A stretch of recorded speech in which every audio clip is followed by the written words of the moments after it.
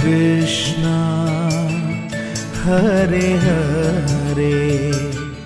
ভাগবতের দশম স্কন্ধের কথা আমরা শ্রবণ করেছিলাম। আজ একাদশ এবং দ্বাদশ স্কন্ধের কথা। বাচকরূপী ভগবানের ললাট দেশ হলো এই একাদশ স্কন্ধ। একাদশ স্কন্ধে মুখ্যত মৌসল লীলা, নিমি নবযোগেন্দ্র সংবাদ এবং কৃষ্ণ উদ্ধব সংবাদ এই কথা কীর্তিত হয়েছে। মহাভাগবত শ্রী সুখদেব গোস্বামী পাদ দশম স্কন্ধে যখন কৃষ্ণের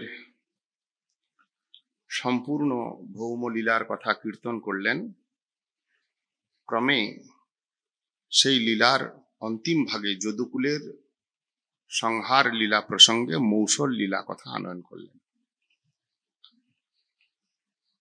ভগবত প্রেরণাবশে বিশ্বামিত্র আদি প্রমুখ মুনি ঋষিগণ কোন সময় দ্বারকার সন্নিকটবর্তী এক তীর্থ, পিণ্ডারক তীর্থ, সেই স্থানে তারা বসে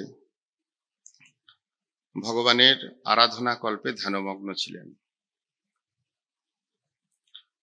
সেই কৃষ্ণের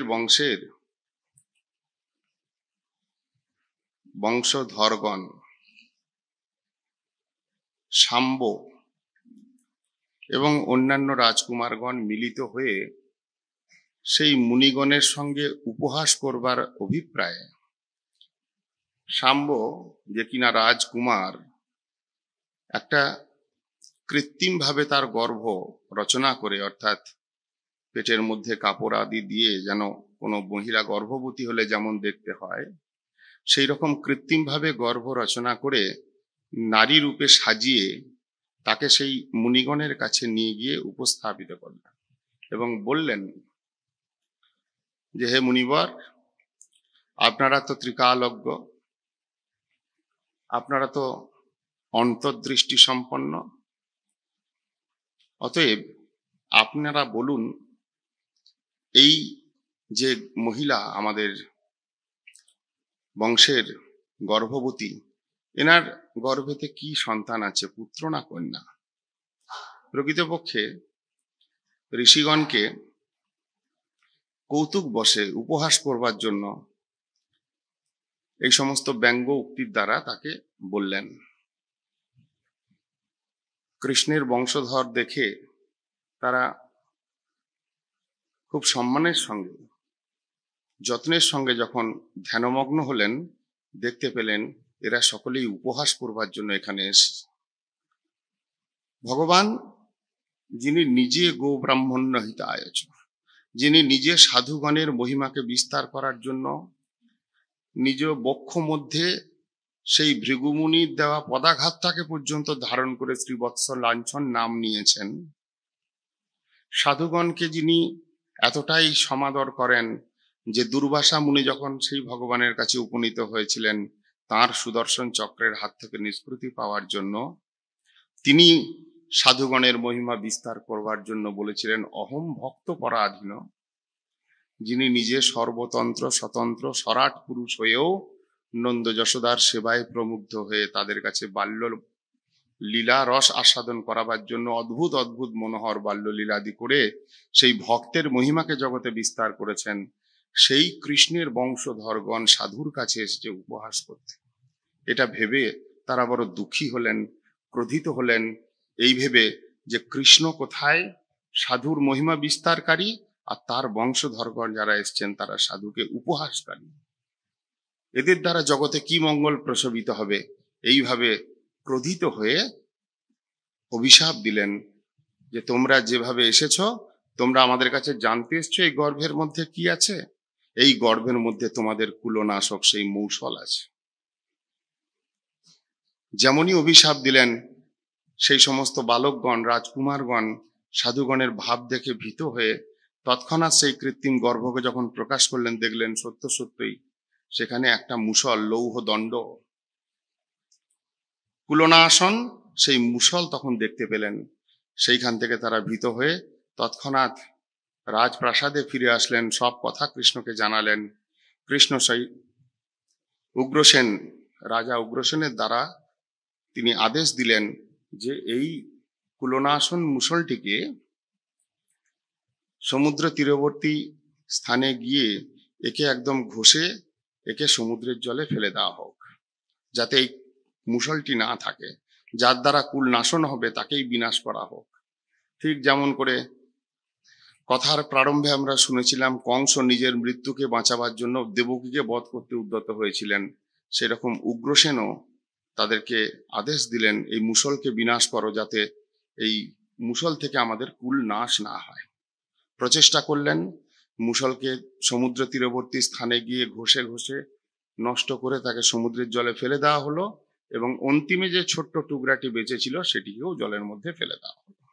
ভগবত ইচ্ছায় সেই মুষলের চূর্ণগুলো ক্রমে সমুদ্রের ঢেউতে ভাসতে ভাসতে এক তীরে লেগে সেইখানে এড়কা বনের সৃষ্টি হয়, যার থেকে কুশ, যে কুশের উপরে বসে আমরা কুশাসনে বসে যজ্ঞাদি করি, সেই এড়কা বা কুশের বন উৎপন্ন হয়। এবং যে ছোট্ট অন্তিম যে লৌহ ভাগটি, লৌহ টুকরোটি, সেইটি একটি মৎস্য, সেটি খায়। পরবর্তীকালে কোনো এক ব্যাধ ধীবরের কাছ থেকে সেই লৌহ দণ্ড নিয়ে, লৌহ টুকরোটি নিয়ে নিজে স্বর নির্মাণ করেছিলেন, যার দ্বারা কৃষ্ণ লীলা সংগোপন করেছিলেন। এই সমস্ত বিষয় ভগবান তিনি চাইলেই এই বিপদ থেকে নিবারণ করতে পারতেন, কিন্তু তাঁরই ইচ্ছাই এই সমস্ত লীলা ঘটেছিল। কারণ তিনি অনুভব করেছিলেন এই বিরাট 16,108 মহিষীর কথা কালকে আমরা শুনছিলাম। প্রত্যেক মহিষীর থেকে 10 পুত্র, সেই পুত্রগণের আবার 10 পুত্র, এই রূপে বিরাট যদুকুল বিস্তার করেছিলেন। পৃথিবীর পাপভারকে হরণ করবার জন্য ভগবান জরাসন্ধের অনুগমনে আসা সৈন্য সামন্তকে 17 থেকে 18 বার নিঃশেষ করে অনেকটা পাপ প্রশমন করেছিলেন। যেটুকু বাকি ছিল মহাভারতের যুদ্ধে অর্জুন এবং পঞ্চ পাণ্ডবের দ্বারা তাদেরকেও বিনাশ করে অনেকটা অংশে অধর্মকে নিঃশেষ করে দিয়ে ধর্ম স্থাপন কার্য করেছিলেন বটে, কিন্তু ভগবান অনুভব করলেন এই সমস্ত যদুগণ যারা গর্ব এবং অহংকার বশত কৃষ্ণের সমকক্ষ বলে মনে করে জগতের মধ্যে মধ্যে এইরকম অধর্মকে প্রকাশ করবে। কৃষ্ণ লীলা করছেন, সেই সময় তারই রাজকুমারগণ সাধুগণের সঙ্গে দুর্ব্যবহার করছেন। একটা লীলা দেখালেন যে সাধুরা কোনোদিন উপহাসের পাত্র হয় না। সাধু মানে যিনি সারগ্রাহী। এই জগতে তারা বিচরণ করেন, আমাদের মতোই তারা দেখতে, আমাদেরই মতো তারা খাদ্য বস্ত্র গ্রহণ করেন, নিদ্রা ভয় শোকাদি তাদের মধ্যেও লক্ষিত হয় বটে, কিন্তু প্রকৃতপক্ষে তারা কিন্তু সারগ্রাহী, পরমহংস, রাজহংস তুল্য। রাজহাঁস যেমন দুধ আর জল মিশ্রিত থাকা ভূমিকাতেই দুধকে খালি পান করেন, জলটাকে পরিত্যাগ করতে সমর্থ হন, সাধুগণ সর্বক্ষণ সর্বাবস্থায় তারা সারগ্রাহী ভাবযুক্ত হয়ে এই সংসারে বিচরণ করেন। তাদের সঙ্গে যদি উপহাস করা যায়, তাদের সঙ্গে যদি গ্রাম্য ব্যবহার করা যায়, সেটা কত বড় অপরাধজনক হতে পারে। এই ভগবান তাঁর বংশধরগণের দ্বারা জগৎকে শিক্ষা দেওয়ার জন্য এই লীলা করলেন। এবং সেই সঙ্গে তিনি যে অনুমান করেছিলেন যে এই যদুকুল, বিরাট এই যদুকুল, এরা যদি জগতে থেকে যায়, পরবর্তীকালে এদের দ্বারাই আবার অধর্মের প্রসার হবে, বিস্তার হবে। সেই কারণে তিনি সব জেনে, সব বুঝেও, এগুলো দেখেও তিনি চুপচাপ থাকলেন। সবকিছু প্রতিকার করবার তার ক্ষমতা থাকলেও, নিবারণ করবার ক্ষমতা থাকলেও, তিনি অন্তর থেকে চাইছিলেন যাতে এই যদুকুল বিনাশ প্রাপ্ত হয়, কারণ জগতে এরা পুনরায় ক্ষতি সাধন করতে না পারে। তাই ভগবান চুপচাপ থাকলেন। এদিকে একদিন দেবর্ষি নারদ, তিনি প্রায়ই ভগবত লীলা দর্শনার্থে ভগবানের কৃপা লাভ করার জন্য ভগবত লোকে দ্বারকা ভূমিতে অবতীর্ণ করতেন এবং দর্শন করে প্রণাম করে যেতেন। হঠাৎ একদিন বসুদেব মহারাজের গৃহে উপনীত হলেন।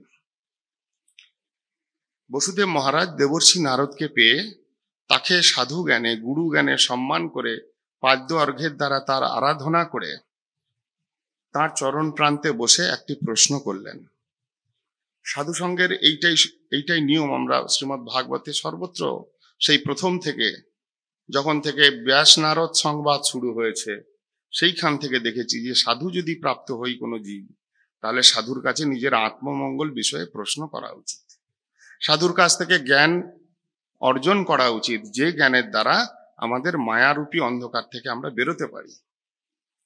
তাই বসুদেব মহারাজ দেবর্ষি নারদের কাছে প্রশ্ন করলেন ভাগবত ধর্মের কথা।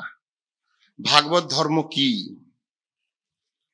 যখন ভাগবত ধর্ম তত্ত্ব সম্বন্ধে জিজ্ঞাসা করলেন দেবর্ষি নারদ, তখন বললেন এই ধর্মই জগতের মঙ্গলকারী ধর্ম, সমস্ত প্রাণীকুলের আচরিত ধর্ম। কেবল মনুষ্য নয়, কেবল বর্ণে শ্রেষ্ঠ ব্যক্তিগণ নয়, যে কোনো প্রাণী, কি মনুষ্য, কি পশু পক্ষী, কীট পতঙ্গ, সকলেরই এই ধর্ম যাজন করা উচিত। শ্রুত, অনুপঠিত, ধ্যাত, আদৃত বা অনুমোদিত সদ্য পুনাতি সদ্ধর্ম দেব বিশ্বদ্রোহীভি। এই ভাগবত ধর্মের শ্রবণ যদি কেউ করে, শ্রুত, অনুপঠিত, শ্রবণান্তর সেই ধর্মের পাঠ করে। অনুপঠিত শব্দের ব্যবহার করেছেন। একাদশ স্কন্ধের থেকে নিয়ে সম্পূর্ণ তত্ত্ব কথা, জীবনের আচরণীয় কথা প্রথমেই নারদ মুনি বলছেন শ্রুত, অনুপঠিত। শ্রীমদ্ ভাগবত অনুপঠন করা উচিত। অনুপঠন মানে যে কথা শুনেছি সেই কথা পাঠ করা উচিত। নিজের বুদ্ধি চালিত হয়ে, নিজের পাণ্ডিত্যের অভিমানে সেই আড়ুড় হয়ে যদি কেউ ভাগবত পড়তে যান, তাহলে ভাগবত কথার অনুভব হয় না। এই জন্য নারদ মুনি কর্তৃক উচ্চারিত এই শব্দ শ্রুত তৎপশ্চাৎ অনুপঠিত, শ্রবণান্তর পাঠ, ধ্যাত অর্থাৎ ধ্যান, আদৃত আদরপূর্বক, সম্যকরূপে আদরপূর্বক তাকে শ্রবণ বা পাঠ করা, এবং বা অনুমোদিত, যদি আমি পাঠ করতে না পারি, আমি শুনতে পারি, সেই ভাবকে যদি অনুমোদন করতে পারি, অর্থাৎ অন্তর থেকে ধারণ করতে পারি, স্বীকার করতে পারি, সদ্য পুনাতি সদ্ধর্ম দেব বিশ্বদ্রোহী, দেবদ্রোহীও যদি হয়, এই বিশ্বদ্রোহীও যদি হয়, অর্থাৎ মহাপাতকীও যদি হয়, তৎক্ষণাৎ এই ভাগবত ধর্মের আদরের ফলে, ভাগবত ধর্ম পঠনের ফলে, সেই কথা শ্রবণ করবার প্রভাবে সদ্য পুনাতি, তার হৃদয় পবিত্র হয়। এই কথা বলে নারদ ঋষি বলতে লাগলেন এই ভাগবত ধর্ম বিষয়কই প্রশ্ন মহারাজ নিমি করেছিলেন। নিমি মহারাজ তিনি নিজ আত্মমঙ্গল উপায়ী হয়ে কোনো সময় যজ্ঞরত ছিলেন। সেই যজ্ঞস্থলিতে যদৃচ্ছাক্রমে নবযোগেন্দ্র ঋষি আগমন হয়। নবযোগেন্দ্র ঋষি মানে সেই ঋষভদেবের শতপুত্রের মধ্যে 9 জন।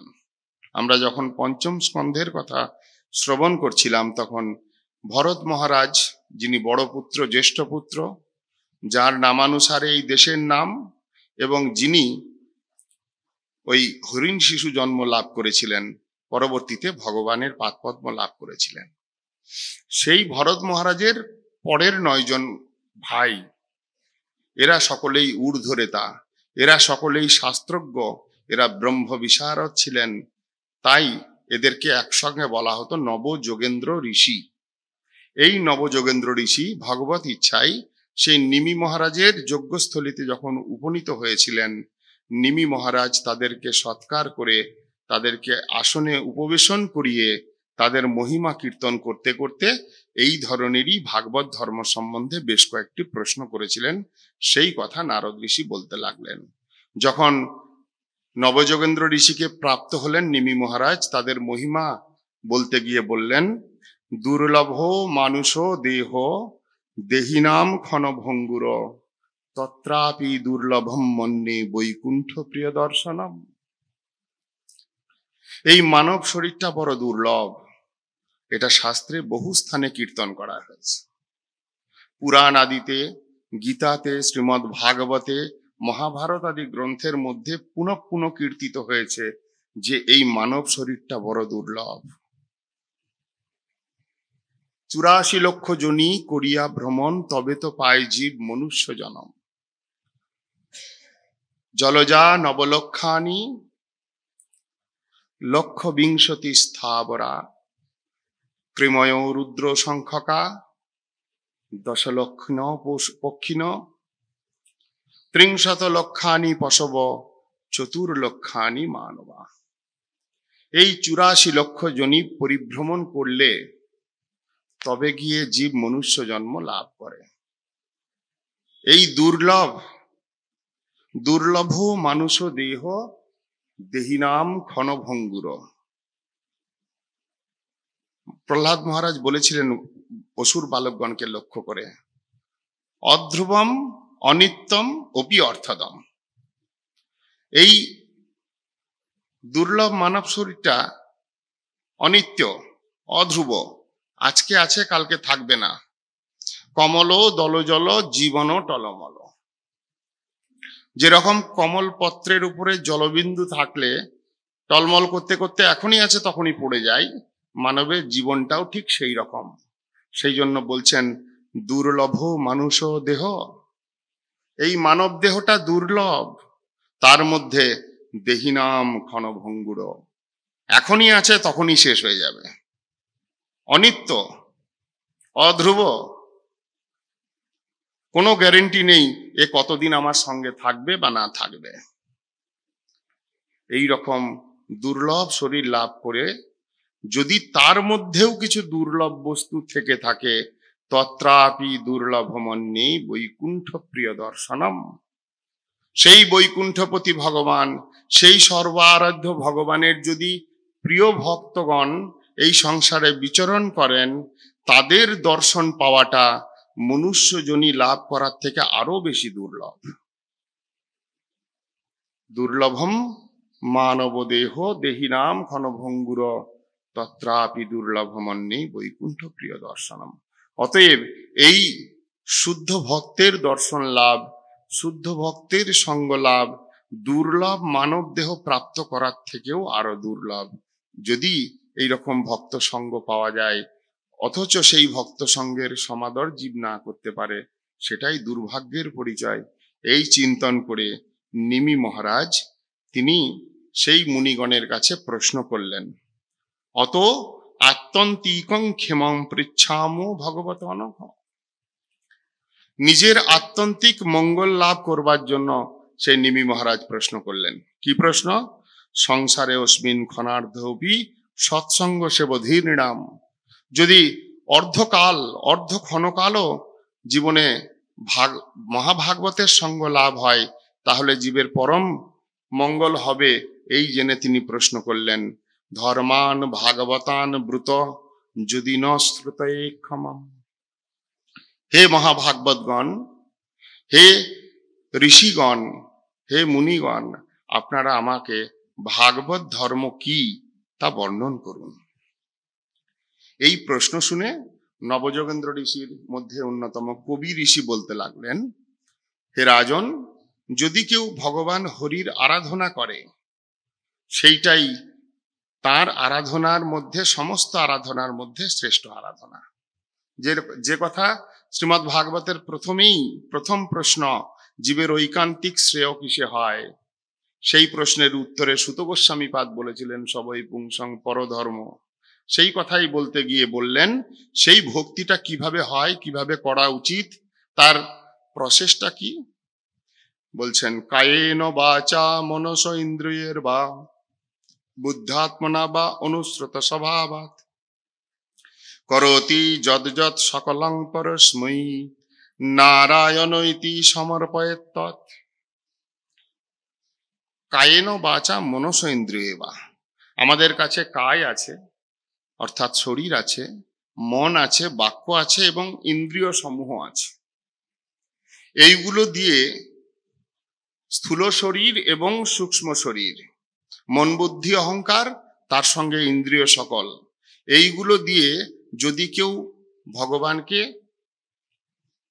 এইগুলো সেবায় লাগাতে পারে, বিধিবশত হোক, শাস্ত্র শাসন অথবা সাধুর শাসন মেনে হোক, বা অনুশ্রুত স্বভাবাত স্বাভাবিক বৃত্তির দ্বারা পরিচালিত হোক, অর্থাৎ বিধি ভক্তি অথবা রাগচালিত ভক্তির দ্বারা যখন জীব নিজ ইন্দ্রিয়, নিজ মন, নিজ বুদ্ধি এর দ্বারা ভগবানের জন্য কৃতকার্য হয়, কৃতকর্মা হয়, যা কিছু করে ভগবত উদ্দেশ্যে অর্পণ করে, তখন সেই কাজটাকেই ভক্তি বলা হয়।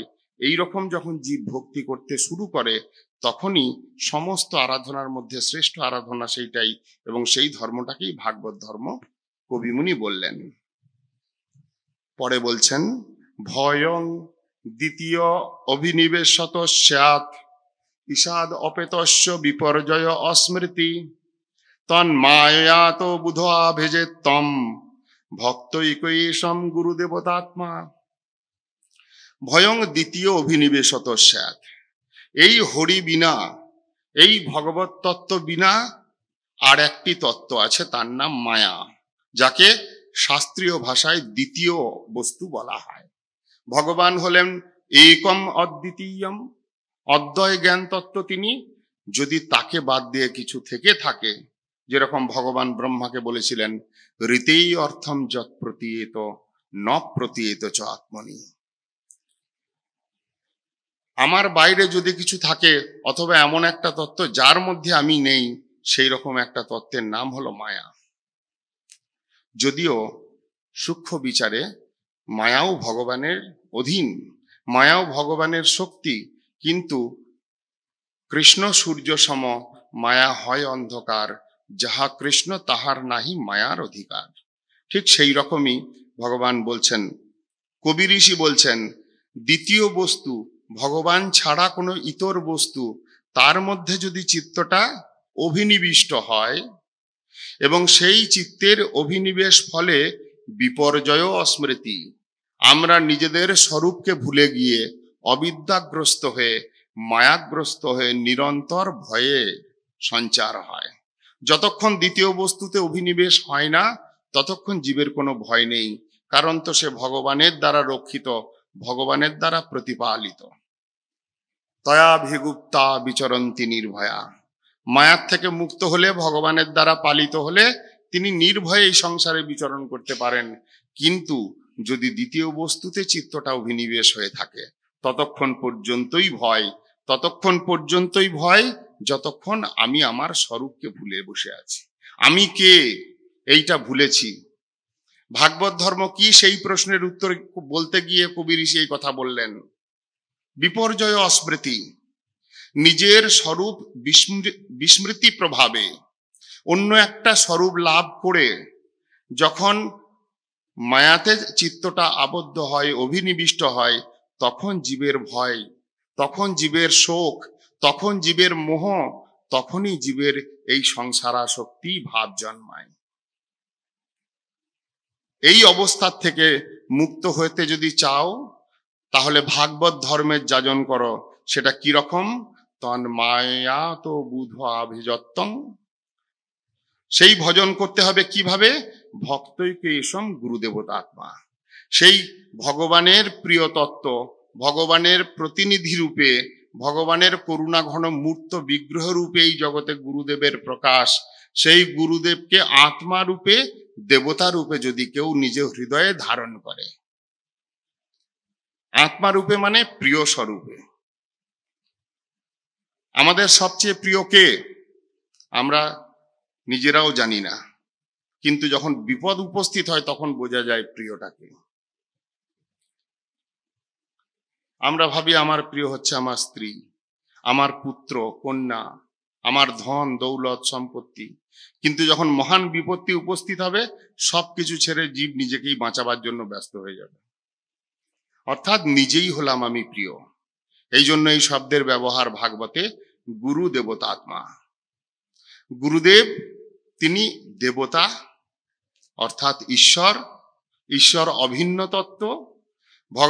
ভগবান যেমন যস্য দেবে পরাভক্তি, যথা দেবে তথা গুরৌ, উপনিষদে বলছেন, উপদেশ করছেন, যেরকম ভগবানেতে ভক্তি করতে হয়, যেরকম ভগবানের সেবা করতে হয়, ঠিক তদ্রূপ গুরু সেবা করতে হয়, গুরুদেবের আরাধনা করতে হয়, গুরুদেবকে ভক্তি করতে হয়। কবি ঋষির মুখ দিয়ে শ্রীমৎ ভাগবত ধর্মের শিক্ষা দিচ্ছেন। কিভাবে ভাগবত ধর্ম যাজিত হয়? ভক্তৈক এষম গুরুদেবতাত্মা, মুখ্য কথা শ্রীমৎ ভাগবতের একটা। গুরুদেবকে আত্মা রূপে অর্থাৎ প্রিয় স্বরূপে, আমার যদি সংসারে কোনো প্রিয় কিছু থেকে থাকে, সেই সমস্ত প্রিয়তাগুলোকে জলাঞ্জলি দিয়ে গুরুদেবই আমার একমাত্র প্রিয়, এই রকম ভাব, এবং গুরুদেবই ঈশ্বর অভিন্ন তত্ত্ব, তিনিই সর্বারাধ্য, এই ভাবযুক্ত হয়ে যদি কেউ ভগবানের ভজন করেন, সেই গুরুদেবকে আত্মারূপে, প্রিয় স্বরূপে, দেবতা স্বরূপে হৃদয়ে ধারণ করে যদি ভগবানের ভজন করেন, তন্মায়াত, তার প্রভাবে ভগবত মায়ার থেকে নিষ্কৃতি লাভ করে ক্রমে সেই ভাগবত ধর্ম যাজনের প্রভাবে তিনি নিত্য বন্ধন দশার থেকে মুক্ত হয়ে ভগবানের ধাম লাভ করতে সমর্থ। চরম সাধন। এবং ব্রতস্ব প্রিয় নাম কীর্তা জাতানুরাগ দ্রুতচিত্ত উচ্চৈ হসতি অথ রোদতি রৌতি গায়তি নৃত্যতি উন্মতবৎ। লোকবাহ্য এবং ব্রত প্রিয় সপ্রিয় নাম কীর্তা, ভগবানের প্রতি এইরকম গুরুদেবতা আত্মা হয়ে ভজন করতে করতে যখন জাতানুরাগ, ভগবানের প্রতি অনুরাগ জাত হয়, তখন সেই জীব উন্মাদবৎ কখনো হাসন, কখনো রোদন, কখনো উচ্চৈস্বরে কীর্তন, কখনো নৃত্য, এইভাবে এই সংসারে বাহ্যে উন্মাদবৎ লাগে, কিন্তু ভিতরে ভগবানের রসে রসায়িত হয়ে বিচরণ করতে থাকে। এই জন্য জাতানুরাগ। আমাকে বিষয়ী পাগল বলিয়া অঙ্গেতে দিবেক ধুলি। বিষয়ীগণের চোখে, ভোগীগণের চোখে শুদ্ধ ভক্ত, ভগবানের জাতানুরাগী ভক্ত, তারা পাগল। ভাগবত বলছেন, কত সুন্দর কথা, হসতি অথ রোদতি রৌতি গায়তি উন্মাদবৎ নৃত্যতি লোকবাহ্য। লোকবাহ্য পরিত্যাগ পূর্বক, বাহ্য ভাব পরিত্যাগ পূর্বক ভগবানের জাতানুরাগ হয়ে, ভগবানেতে অনুরক্ত চিত্ত হয়ে, অন্তর্মনা হয়ে সে যে সমস্ত ক্রিয়াগুলো করতে থাকে, এইগুলো সেই ভাগবত ধর্ম যাজনের প্রভাব। এই ধর্মযাজনের চরম ফল বলছেন। শ্রেষ্ঠ ফল কি? ভক্তি পরেশ অনুভব বিরক্তি চ অন্যত্রত্রিক এককাল প্রপদ্যমানস্য যথাস্নত সুতুষ্টি পুষ্টি ক্ষুধপায় অনুঘাসম। যেরূপ ক্ষুধার্ত ব্যক্তি ভোজন গ্রহণকালে তুষ্টি, পুষ্টি এবং ক্ষুধ নিবৃত্তি, তিনটে কাজ একসঙ্গে হয়। এক ভোজন গ্রহণ করবার প্রভাবে হৃদয়েতে সন্তুষ্টি লাভ, দুর্বল শরীরটা ক্রমে পুষ্টি লাভ করে এবং ক্ষুধার নিবৃত্তি হয় এক ভোজন প্রভাবে। ঠিক সেই রকম এই রকম ভাগবত ধর্ম যাজন করলে এক যাজনে তিন ফল লাভ।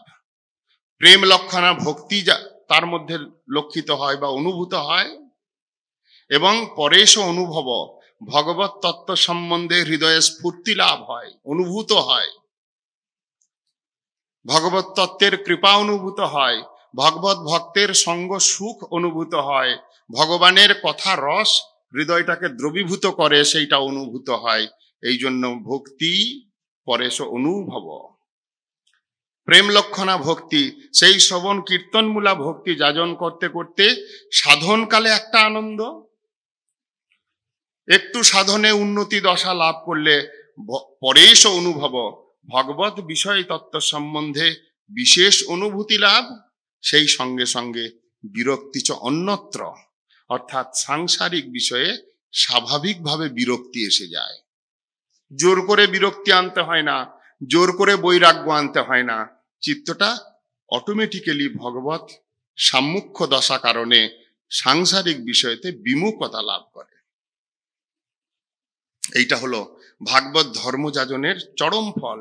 যে সাংসারিক বিষয়গুলোতে চিত্তটা আকৃষ্ট হয়ে রয়েছে, যেখান থেকে আমি চেষ্টা করেও জোর করে ঘুরিয়ে আনতে পারছি না মনটাকে, যদি কেউ এই ভাগবত ধর্ম আদরপূর্বক যাজন করে, নিজ ইন্দ্রিয় সর্বস্ব অর্পণ করে যাজন করে, নিজের সূক্ষ্ম শরীররূপী মন বুদ্ধি অহংকারকে অর্পিতাত্মা করে যাজন করে, সেই ভক্তি যাজনের প্রভাব স্বরূপে প্রেম লক্ষণা ভক্তি অর্থাৎ শ্রবণ কীর্তন কালে এক বিশেষ আনন্দ অনুভব, যে শ্রবণ কীর্তনের দ্বারে ভগবান সুখ অনুভব করেন, ভগবানের সন্তুষ্টি প্রভাবে নিজ হৃদয়ে সন্তুষ্টি লাভ হবে, ভগবত বিষয়ে বিশেষ অনুভূতি লাভ হবে, সেই সঙ্গে সংসার থেকে মুখটা ঘুরে যাবে। বিরক্তি চ অন্যত্র ত্রিক এককাল, এক সাধনের প্রভাবে এই মহান তিন ফল লাভ হবে। পরবর্তী প্রশ্ন করলেন, যারা এরকম ভক্তি যাজন করেন, এই ভাগবত ধর্ম যাজনকারীগণ মহাভাগবত সকল, তার লক্ষণ কি? এই প্রসঙ্গে হবি ঋষি ত্রিবিধ বৈষ্ণবের কথা বললেন, কনিষ্ঠ, মধ্যম এবং উত্তম। উত্তম বৈষ্ণবকে সর্বভূতেষু য পশ্যেদ ভগবত ভাবমাত্মন ভূতানি ভগবতী আত্মন্যেষ ভগবত উত্তম, যিনি সর্বভূতের মধ্যে ভগবত দর্শন এবং নিজেকেও দর্শন করতে পারেন। অর্থাৎ এই সংসার ভগবানের কর্তৃক সৃষ্ট, এই সংসারের প্রত্যেক অনুপরমাণুতে ভগবান রয়েছেন, ভগবানেরই সম্বন্ধীভূত এই জীব সকল, আমিও তার মধ্যে একজন। তিনি ঈশ্বর, আমরা প্রত্যেকে তার দাস। নিজেকে দাস মনে করেন, জগতের সকলকে দাস মনে করেন, আবার নিজের মধ্যেও ভগবত তত্ত্বের অনুভব অন্যান্য জীব সকলের অনুভব করতে সমর্থ হন। তিনি ভাগবত উত্তম।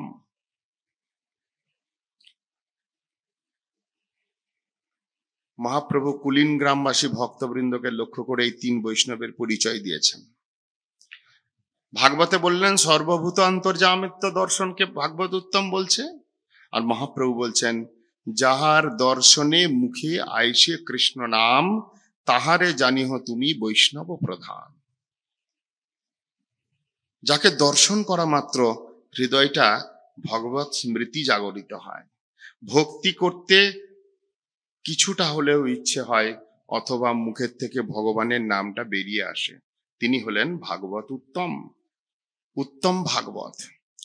মধ্যম ভাগবতকে ভাগবতে বলছেন ঈশ্বরে তদ অধীনেষু বালিশেষু দিশৎসু চ প্রেম মৈত্রী কৃপা উপেক্ষা যকরতি সমধ্যম।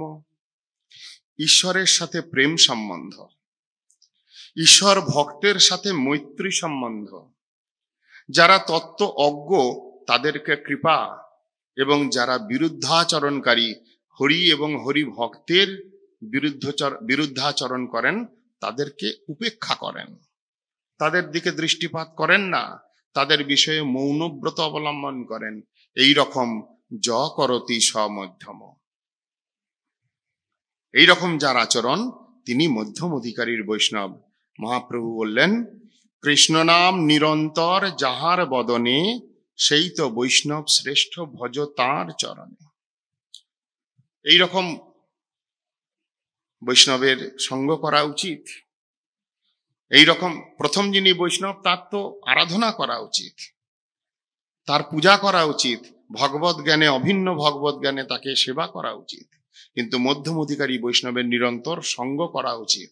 মহাপ্রভু বলছেন সেই তো বৈষ্ণব শ্রেষ্ঠ, ভজ তাহার চরণে। ভজ মানে তার সঙ্গ করো, তার সঙ্গ করতে করতে, তার আদেশ উপদেশ নিয়ে চলতে চলতে তোমার জীবনে তুমি ভক্তি লাভ করতে সমর্থ হবে। কনিষ্ঠ বৈষ্ণবকে বলছেন অর্চয়ামেব হরয়ে পূজাং য শ্রদ্ধয়ে হেতে ন তদ ভক্তেষু চন্নেষু স্বভক্ত প্রাকৃত স্মৃত। ভগবানের পূজাটা বড় প্রীতিপূর্বক করেন, নিষ্ঠাপূর্বক করেন, কিন্তু তদ ভক্তগণকে ততটা আদর করতে পারেন না, বা তাদেরকে যথাযোগ্য মর্যাদা দানে যথাযোগ্য পূজা বিধান করেন না। তিনি হলেন কনিষ্ঠ অধিকারীর বৈষ্ণব। অর্চন করে, ঠাকুরের শৃঙ্গার করে, ঠাকুরের পূজা করে, নিষ্ঠাপূর্বক করে, কিন্তু ভক্তগণের প্রতি আদর কম। ঠিক যেমন ইন্দ্রদুম্ন রাজা, যিনি অগস্ত্য মুনির অভিশাপেতে গজত্বজনী লাভ করেছিলেন, হরি আরাধনা করছিলেন নিষ্ঠাপূর্বক, কিন্তু মুনি এসে গেলেন, তার গুরু এসে দাঁড়ালেন, সাধু এসে গেলেন দরজায়, তিনি ভগবত আরাধনাতে নিষ্ঠা দেখালেন, ভগবত ভক্তের আরাধনার নিষ্ঠার অভাব হেতু তিনি গজত্বজনী লাভ করলেন। এই অধিকারটাকে কনিষ্ঠ অধিকারীর বৈষ্ণব বলা হয়েছে। মহাপ্রভু বললেন, অতএব যার মুখে শুনি এক কৃষ্ণ নাম, সেই তো বৈষ্ণব তারে করিও সম্মান। এইরকম কনিষ্ঠ অধিকারীর বৈষ্ণব হলেও তিনি সম্মানের পাত্র, তিনিও আমার কাছে কনিষ্ঠ হলেও তিনি কিন্তু কোনোভাবেই অমর্যাদার পাত্র নন। এইভাবে তিন বৈষ্ণব, তিন অধিকারের বৈষ্ণবের কথা এখানে কীর্তিত হয়েছে। পরবর্তীতে প্রশ্ন করলেন, মায়ার স্বরূপ কি? এই যে মায়া সম্বন্ধে এত কথা বলা হলো, সেই মায়ার স্বরূপ কি?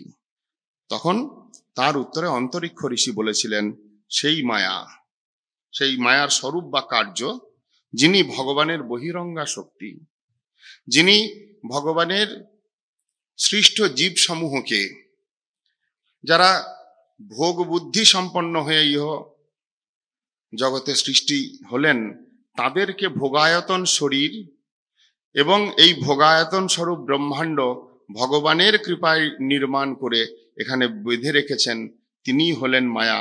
এই মায়া বিক্ষেপাত্মিকা এবং আবরণাত্মিকা, এই দুই ভাবে কাজ করছেন।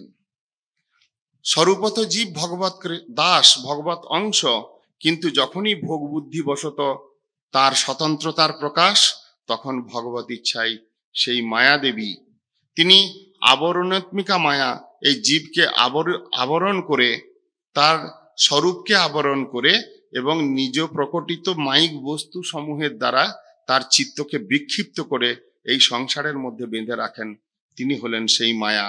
আবার যখন জীব ভগবত সাম্মুখ্য দশা লাভ করবার মতো অবস্থা হয়, তিনিই শুদ্ধ স্বরূপে, যোগমায়া স্বরূপে জীবকে কৃষ্ণের সাম্মুখ্য লাভ করিয়ে কৃষ্ণচরণে ভক্তি দিতেও সমর্থা। অর্থাৎ তিনি কখনো বিমুখ মোহিনী, কখনো সম্মুখ মোহিনী, এই দুই স্বরূপে তিনি ক্রিয়া করেন। এইভাবে মায়ার স্বরূপ এবং কার্যের নির্ণয় করলেন। অবশেষে তারপরে প্রশ্ন করছেন, মায়া উদ্ধারের উপায়। এই মায়ার থেকে উদ্ধার কিভাবে পাওয়া যেতে পারে? খুব সুন্দর প্রশ্ন, যেটা আমাদের সকলের জন্য উপযোগী। আমরা সকলেই মায়াগ্রস্ত। নিমি মহারাজ প্রশ্ন করছেন, তদুত্তরে প্রবুদ্ধ ঋষি বললেন, মায়া উদ্ধারের উপায়। তস্মাদ গুরুং প্রপদ্যেত জিজ্ঞাসু শ্রেয় উত্তমম শাব্দে পরেই চ নিষ্ণাতং ব্রহ্মণ্যি উপসমাশ্রয়ম। যে কার্যের দ্বারা জীবের পরম মঙ্গল হতে পারে, যার দ্বারা জীব এই মায়ার থেকে উত্তীর্ণ হতে পারে, সেই প্রশ্ন, সেই জিজ্ঞাসু মনোভাব যুক্ত হয়ে গুরুদেবের কাছে যাওয়া উচিত। তস্মাৎ গুরুং প্রপদ্যেত, গুরুদেবের চরণে প্রপদ্য অর্থাৎ শরণাগত হওয়া উচিত জীবের, যদি মায়া জয় করতে চাও।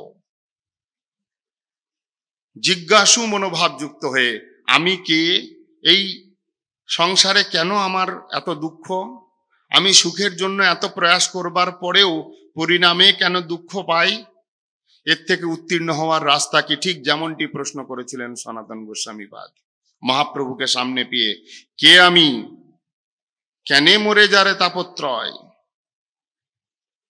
ইহা নাহি জানি কেমনে হিত হয়, এর থেকে মঙ্গল কিভাবে হবে?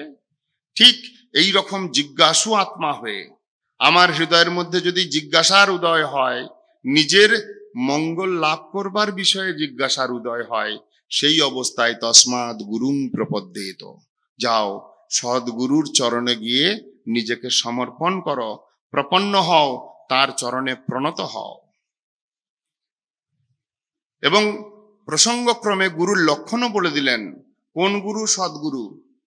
শাব্দে পরেই চ নিষ্ণাতং, যিনি কেবল শাস্ত্রজ্ঞ এমনটি নন, নিজের প্রয়াসের দ্বারা নিজের কিছুটা বুদ্ধিমত্তার দ্বারা কিছু শাস্ত্রের উপদেশ অবধারণ করা যেতে পারে। সেই শাস্ত্রজ্ঞ হলেই যে গুরু হবেন এমনটি কোনো কথা নয়। ভাগবত স্পষ্টভাবে সব কথা বলেন, কোনো আবঝা কথা বলেন না। শাব্দে পরে চ নিষ্ণাতম, শব্দ ব্রহ্ম অর্থাৎ শাস্ত্রাদিতে পরিপূর্ণ জ্ঞাতা, সারগ্রাহী, শাস্ত্রের সার বস্তুকে সংগ্রহ করে নিজে থাকেন, এবং পরব্রহ্ম অর্থাৎ সেই ভগবানেতে অনুভব প্রাপ্ত যিনি, ভগবানে এবং শব্দব্রহ্মরূপী শাস্ত্রে দুই বিষয়েতে যিনি অনুভব প্রাপ্ত, এই রকম গুরু হলেন সদ্গুরু। সেই সদ্গুরুর চরণে প্রপদ্য হয়ে জীব যদি জিজ্ঞাসু হয় তাহলে জীব মায়ার থেকে উত্তীর্ণ হতে পারে। তারপরেই বলছেন তত্র ভাগবতান ধর্মান শিক্ষেদ গুরুবাত্ম দৈবত। কিছুক্ষণ পূর্বেই বলেছেন গুরুদেবতাত্মা, এখন আবার বলছেন গুরুবাত্ম দৈবত, একই শব্দ। তস্মাৎ ভাগবতান ধর্মান শিক্ষেদ, গুরুদেবের কাছে গেলাম, গুরুদেবের কাছে প্রশ্ন করলাম, জানতে পারলাম হরি ভজন করাটা শ্রেষ্ঠ, তার দ্বারা মায়ার থেকে উত্তীর্ণ হবে, অতএব গুরুপাদ পদ্মের থেকে হরিনাম দীক্ষাদি নিয়ে নিলাম। তাহলে কি আমাকে মায়া ছেড়ে দেবে? আমি কি মায়ার থেকে মুক্ত হয়ে যাব? এত সহজ কথা নয়। তত্র ভাগবতান ধর্মান শিক্ষেদ, এই জন্য কৃষ্ণ অনুশীলন শিক্ষা করতে হয়। কৃষ্ণ দীক্ষাদি শিক্ষণম, রূপ গোস্বামীপাদ বলেছেন। কৃষ্ণ দীক্ষা আদি শিক্ষণ, আদি শব্দে কিভাবে কৃষ্ণের নামটা জপ করতে হয়, কিভাবে সাধু সঙ্গ করতে হয়, কিভাবে শাস্ত্র অধ্যয়ন করতে হয়, শাস্ত্র অধ্যয়ন করলে কিভাবে তা আচরণ করতে হয়, কিভাবে রন্ধন করে ঠাকুরকে ভোগ লাগাতে হয়, কিভাবে ভগবানের সেবাটা করতে হয়, কিভাবে ভগবত ভক্তের গুরুদেবের অথবা বৈষ্ণব সেবা করতে হয়, তাদেরকে কিভাবে ব্যবহার করতে হয়, ইত্যাদি ইত্যাদি ইত্যাদি শিক্ষেদ। তত্র ভাগবতান ধর্মান শিক্ষেদ গুরুবাত্ম দৈবত। এই জায়গাতে আমাদের অভাব, এই জন্য আমাদের মায়া জয় হয় না। হরিনাম দীক্ষা তো নিয়ে নিয়েছি, মোটামুটি শিখে গেছি কিভাবে তিলক করতে হয়, আহ্নিক করতে হয়, মন্ত্র করতে হয়, এই একটা সাধারণভাবে শিখে এখন এবার ওপরে ওপরে চলতে শুরু করেছি। মায়া ছাড়বে কোত্থেকে? জীবনের দীক্ষাগুরু আমাদের সবাই বলে দেবো আমরা কার কাছে দীক্ষা নিয়েছি, কিন্তু জীবনের শিক্ষাগুরু কে আছে আর নাম খুঁজে পাবো না, কারণ শিক্ষাগুরুর প্রয়োজনীয়তাই অনুভব করি নাই। ভক্তি সাধক যদি ভক্তিতে উন্নত হতে চান, যদি তার জীবনে কোনো শিক্ষাগুরু না থাকে, এক পাও ভক্তিতে এগোতে সামর্থ্য হবেন না। যিনি দীক্ষা দিয়েছেন সেই দীক্ষাগুরু শিক্ষাগুরু হতে পারেন, অথবা কোনো বৈষ্ণব শিক্ষাগুরু হতে পারেন, অধিকারী বৈষ্ণব, কিন্তু শিক্ষাগুরু বিনা হরি ভজনের শিক্ষা লাভ না করলে কোনোদিন হরিনাম দীক্ষা গ্রহণ করেই যে জীবের চরম মঙ্গল হবে সেটা হবে না। এই জন্য ভাগবত এত বড় একটা কথা বলে দিলেন, মায়া জয় করবার রাস্তা কি? তত্র ভাগবতান ধর্মান শিক্ষাত গুরুবাত্ম দৈবত। গুরুদেবকে প্রিয় রূপে, দেবতা রূপে হৃদয়ে ধারণ করে তুমি যদি ভাগবত ধর্মের শিক্ষা লাভ করতে পারো, নিজে আচরণমুখী হও, মায়া অনুবৃত্তা যৎ তুষ্যেদ আত্মা আত্মদো হরি, তবে তুমি সেই ভগবানের কৃপা প্রসাদে ভগবানকে সন্তুষ্টি করবার প্রভাব স্বরূপ তুমি মায়ার থেকে সহজেই উত্তীর্ণ হতে পারবে। ক্রমে বলছেন শ্রবণম কীর্তনম ধ্যানম হরি অদ্ভুত কর্মণ জন্ম কর্ম গুণানাঞ্চ তদর্থে অখিল চেষ্টিতম। এই আর একটা শব্দ, তদর্থে অখিল চেষ্টিতম, কৃষ্ণার্থে অখিল চেষ্টা।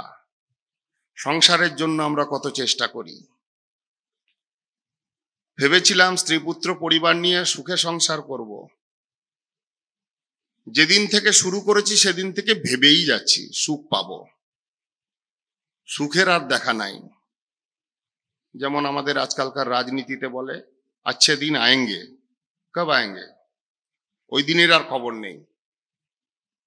সেই রকম সংসারটা বিস্তার করেছি, সুখ পাবো বলে চেষ্টাশীল হয়েছি, বিরাট চেষ্টাশীল হয়েছি, জীবনের সবকিছু খুইয়ে দিয়েছি, কিন্তু সুখ পাই নাই, তথাপি চেষ্টা করছি।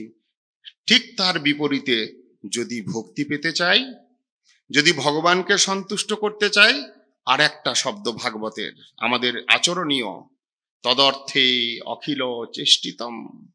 সংসারের সুখ পাওয়ার জন্য যতটা চেষ্টাশীল হয়েছিলে, যতটা পরিশ্রমী হয়েছিলে, যতটা নিজের সুখকে জলাঞ্জলি দিয়ে ভোর 4টে থেকে রাত্রি 10টা পর্যন্ত গাধার মতো কেটেছো, ওর থেকে বেশি খাটো, ওর থেকে বেশি চেষ্টাশীল হও, ওর থেকে অধিক প্রয়াস করো ভগবানের শ্রবণম কীর্তনম ধ্যানম হরি অদ্ভুত করবন। যদি হতে পারো তবে তুমি মায়ার থেকে উত্তীর্ণ হতে পারবে। সকালে হরি সেবা করলে বিকেলবেলা 3 ঘন্টা বিশ্রাম করতে হয়। এটা হলো আমরা মায়ার দাস, তার পরিচয়। ভাগবত বলছেন শ্রবণম কীর্তনম ধ্যানম, এটা কেউ মনে করবেন না যে কাউকে কষ্ট দেওয়ার জন্য কথাগুলো বলা হচ্ছে। এটা মঙ্গলের রাস্তা, এটা মায়া জয়ের উপায়। হৃদয়ে যদি ইচ্ছা থাকে যে আমি মায়ার থেকে উত্তীর্ণ হব, তাহলে স্বাভাবিক বৃত্তিতে এই চেষ্টাশীল হওয়া উচিত। তদর্থে অখিল চেষ্টিতম, ভাগবত এই শব্দ ব্যবহার করেছেন, গৌড়ীয় মঠ প্রকাশ করে প্রভুপাদ এই শব্দ ব্যবহার করেছেন। ভক্তি বিনোদ ঠাকুর তিনি কীর্তন রচনা করতে গিয়ে কৃষ্ণার্থে অখিল চেষ্টা শব্দে করেছেন।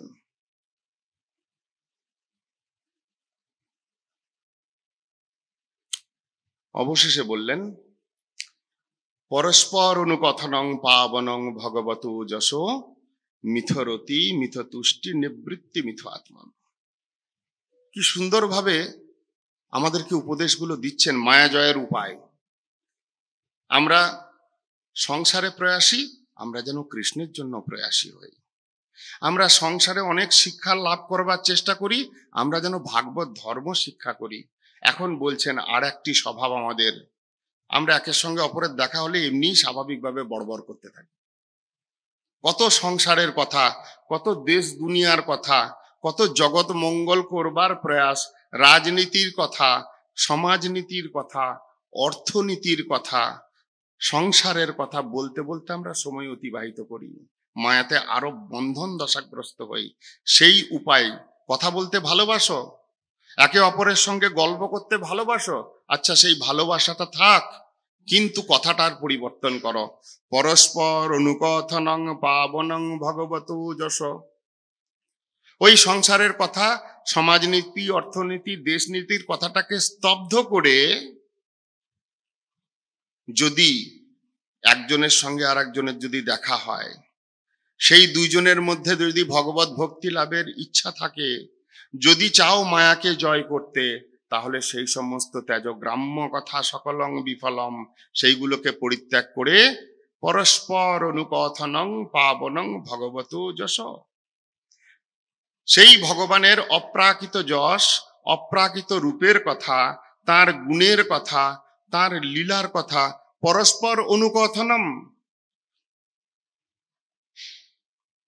লক্ষ্য করবেন শব্দ ব্যবহার করেছেন অনুকথনম। অনুকথনম মানে যে কথাটা শুনেছি গুরু মুখ থেকে, যে কথাটা শাস্ত্রের থেকে শ্রবণ করেছি সাধু মুখ থেকে, সেই শ্রবণ করা কথাটাই কীর্তন করার উপদেশ দিয়েছেন, নাকি মন গড়ন্ত কতকগুলো কথা বলার কথা বলেছেন। পরস্পর অনুকথনম বলে দেখুন, যে কথা গুরুদেব থেকে পেয়েছেন, যে কথা শাস্ত্র থেকে পেয়েছেন, সাধুর মুখ থেকে পেয়েছেন, সেই কথা অন্যজনকে বলুন, তার প্রভাব লক্ষ্য করতে পারবেন। কি সেই প্রভাব? বলছেন মিথরতি মিথ তুষ্টি নিবৃত্তি মিথ আত্মন। সংসারের মাইক বস্তুর থেকে চিত্তটা নিবৃত্ত হবে, পরস্পরের মধ্যে একটা মিত্রতা হবে, ক্রমে প্রীতি লাভ হবে, চিত্তটা সন্তুষ্ট হবে। হৃদয়টা সবসময় জ্বলছে না আমাদের? আমার যদি কোনো ক্ষতি নাও হয়, অন্যের ভালো হয়ে গেলে আমার হৃদয়টা জ্বলতে থাকে, কারণ আমরা পরশ্রী কাতর, আমাদের মধ্যে মাৎসর্য দোষ রয়েছে। আমার কোনো ক্ষতি হয় নাই, কিন্তু আমার সামনে আমার আত্মীয় স্বজনের ভালো হয়ে যাচ্ছে, তার ঘরটা ভারী সুন্দর হয়েছে, একখানা গাড়ি কিনে ফেলেছে, তার ছেলেটা চাকরি পেয়েছে, মাস গেলে 50,000 টাকা মাইনে ঢোকে, ওইটা ভেবে ভেবে তার ডিপ্রেশনে পড়ে গেলাম আমি। আমার কোনো ক্ষতি ছিল না, হৃদয়টা জ্বলছে আমার। এই সন্তুষ্টি কোথায় পাবে? এই রূপ মায়ার থেকে উত্তীর্ণ কিভাবে হবে? এই ভাগবত ধর্ম প্রভাবে। পরস্পর অনুকথনং পাবনম ভগবত যশ। তোমার যদি বড় বড় করবার ইচ্ছাই থাকে, এত কথা বলার ইচ্ছা থাকে, যদি চুপচাপ ভগবানের কথা চিন্তন করতে না পারো, তাহলে যখন বকবক করছো অন্য কথা না বলে কৃষ্ণের কথা বলো, ভাগবতের কথা বলো, মহাপ্রভুর কথা বলো, তার ভক্তগণের চরিত্রের কথা বলো। যে কথাটা তুমি কোনোদিন গুরুদেবের মুখ থেকে শুনেছ, যে কথাটা কোনোদিন পাঠে বসে হরি কথা প্রসঙ্গে শুনেছ, যে কথাটা কোনোদিন চৈতন্য ভাগবত পড়তে গিয়ে তুমি পড়েছ, সেই কথাগুলো একজনের সঙ্গে আর একজনের মধ্যে আলোচনা করো।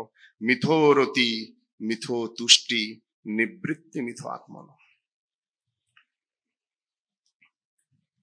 ইতি ভাগবতান ধর্মান শিক্ষণ ভক্ত্যা তদুত্থয়া। যদি এই রূপে কেউ ভাগবত ধর্মের শিক্ষা লাভ করতে চায় বা করে, তদুত্থয়া, তার ঊর্ধ্বগতি হবে নারায়ণ পরমায়াম অঞ্জরস্তি দুস্তরাম। সেই দুস্তর মায়া, দুরতিক্রম মায়া, দুস্ত্যাজ্য মায়া প্রভাব থেকে ভগবানের কৃপায় অতি অনায়াসে উত্তীর্ণ হয়ে ভগবানের ভক্তি লাভে সমর্থ হবে। পরে প্রশ্ন করলেন, নৈষ্কর্ম কি? সংসারে নৈষ্কর্ম বা নিষ্কাম কর্মের কথা অনেক বলা আছে। সেই নৈষ্কর্ম সম্বন্ধে যখন প্রশ্ন করলেন, তখন বলছেন আবির্হোত্র ঋষি যে প্রকৃতপক্ষে বেদের মধ্যে 3 কর্মের কথা বলেছেন, কর্ম, অকর্ম এবং বিকর্ম। বেদ যা কিছু কথা বলে একটু আবছা আবছা বলে বলে। বেদ পরোক্ষবাদ বেদ অয়ম বালানাম অনুশাসনম কর্মমুখ্যায় কর্মাণি বিধত্তে হি গগ্ধং যথা। পরোক্ষবাদ বেদ অয়ম বালানাম অনুশাসনম, এই যে কর্ম, অকর্ম, বিকর্ম আদির কথা বেদ মুখ্যত কীর্তন করলেও বেদের মুখ্য তাৎপর্য এটা নয়। এই জন্য যদি কেউ বেদকে অনুশীলন করতে বসে, সে এইগুলোর দ্বারাই প্রথমত মোহিত হয়ে যাবে। কেন? কারণ পরোক্ষবাদ বেদ প্রত্যক্ষ কথা বলে নাই। মহাপ্রভু বললেন বেদের প্রত্যক্ষ কথাটা কি? বেদ শাস্ত্র কহে সম্বন্ধ বিধেয় প্রয়োজন, কৃষ্ণ, কৃষ্ণ ভক্তি, প্রেম, এই 3 মহাধন। এটা বেদের মুখ্য তাৎপর্য। কিন্তু এই মুখ্য তাৎপর্য সবাই অনুধাবন করতে সমর্থ হয় না। মূলত কর্ম, অকর্ম, বিকর্মে এর মধ্যেই আলোচনা করতে করতে কেবলমাত্র বর্ণাশ্রম ধর্মের অন্তর্গত হয়েই জীব থেকে যায়। এই জন্য বলছেন আবির্হোত্র ঋষি পরোক্ষবাদ বেদ অয়ম বালানাম অনুশাসনম। একটা বালককে জোরপূর্বক ঔষধ খাওয়াতে গেলে অন্য একটা বস্তুর লোভ দেখাতে হয়। ঠিক সেই বালকটাকে অনুশাসন করতে গিয়ে মুখ্য তাৎপর্যের গোপন রেখে যেরূপ একটা গৌণ তাৎপর্যকে দেখাতে হয়, ঔষধটা খাওয়ানো মুখ্য কথা, সেইটাকে গোপন রাখবার জন্য আর একটা লোভ দেখিয়ে দেওয়া হলো। বেদের কাজ তাই। বেদ মুখ্যত যে কর্মের কথা বলেছে, কর্ম, অকর্ম, বিকর্মের কথা বলেছে, এইগুলো পরোক্ষ কথা, এইগুলো স্পষ্ট কথা নয়। স্পষ্ট কথা কি? যদি এই সম্বন্ধ বিধেয় প্রয়োজনাত্মক তত্ত্বের স্থিতি লাভ করতে পারে, যদি কৃষ্ণ প্রাপ্তি আশায় কৃষ্ণ ভক্তি যাজন করে, কৃষ্ণকেই একমাত্র শরণ্য তত্ত্ব রূপে তার চরণে শরণাগত হয়, প্রকৃতপক্ষে নৈষ্কর্ম বলতে সেটাকেই বোঝায়। ক্রমে বললেন হরি ভজনহীন যারা, তাদের গতি কি? যদি কেউ হরিভজন না করে তার পরিণামে কি হবে? মহাপ্রভু যেমনটি বলেছিলেন, কৃষ্ণ ভুলি সেই জীব অনাদি বহির্মুখ, অতএব মায়া তারে দেয় সংসার আদি দুঃখ। এই নিত্য সংসারে পতিত হবে। চমস ঋষি সেই কথা বলছেন, জয়সাং পুরুষম সাক্ষাৎ আত্মপ্রভব ঈশ্বরম ন ভজন্তে অবজানন্তি স্থানাৎ ভ্রষ্টাৎ পতন্তি অধো। যে যে স্থানটা লাভ করেছিল স্ব কর্ম বসে কেউ ব্রাহ্মণ হয়েছে, কেউ ক্ষত্রিয় হয়েছে, কেউ সন্ন্যাসী হয়েছে, কেউ ব্রহ্মচারী হয়েছে, যে স্থান লাভ করেছে ভগবানের আরাধনা না করে ভগবানকে অনাদর করবার কারণে সে সেই স্থান থেকে স্থানাদ ভ্রষ্টা পতন্তি অধ, পতিত হবে। এই জন্য বললেন জগতের পিতা কৃষ্ণ, যে না ভজে বাপ, পিতৃদ্রোহী পাতকীর জন্মে জন্মে তাপ। হরিভজনহীন ব্যক্তির কি গতি? কেবল তাপ, ত্রিতাপ জ্বালায় দগ্ধীভূত হতে হতেই জীবন শেষ। আর একটি প্রশ্ন করলেন, এই ভগবানের বিভিন্ন অবতার আমরা শ্রবণ করি, কোন যুগে কি অবতার ধারণ করেছিলেন?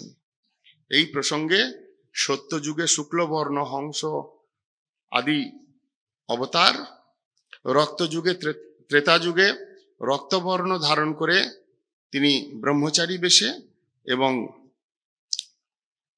দাপর যুগে পীতবস্ত্র ধারণ করে তিনি সেবা পরিচর্যা শিক্ষা দিয়ে, এবং কলিযুগে তিনি পীতবস্ত্রধারী মহাপ্রভু রূপে আবির্ভূত হয়েছেন বা হবেন। এই বলে তিনি বললেন, কৃতং ত্রেতা দাপরঞ্চ কলি ইতিষু কেশব নানা বর্ণাভিধা আকারো নানৈব বিধিনৈজ্জতে।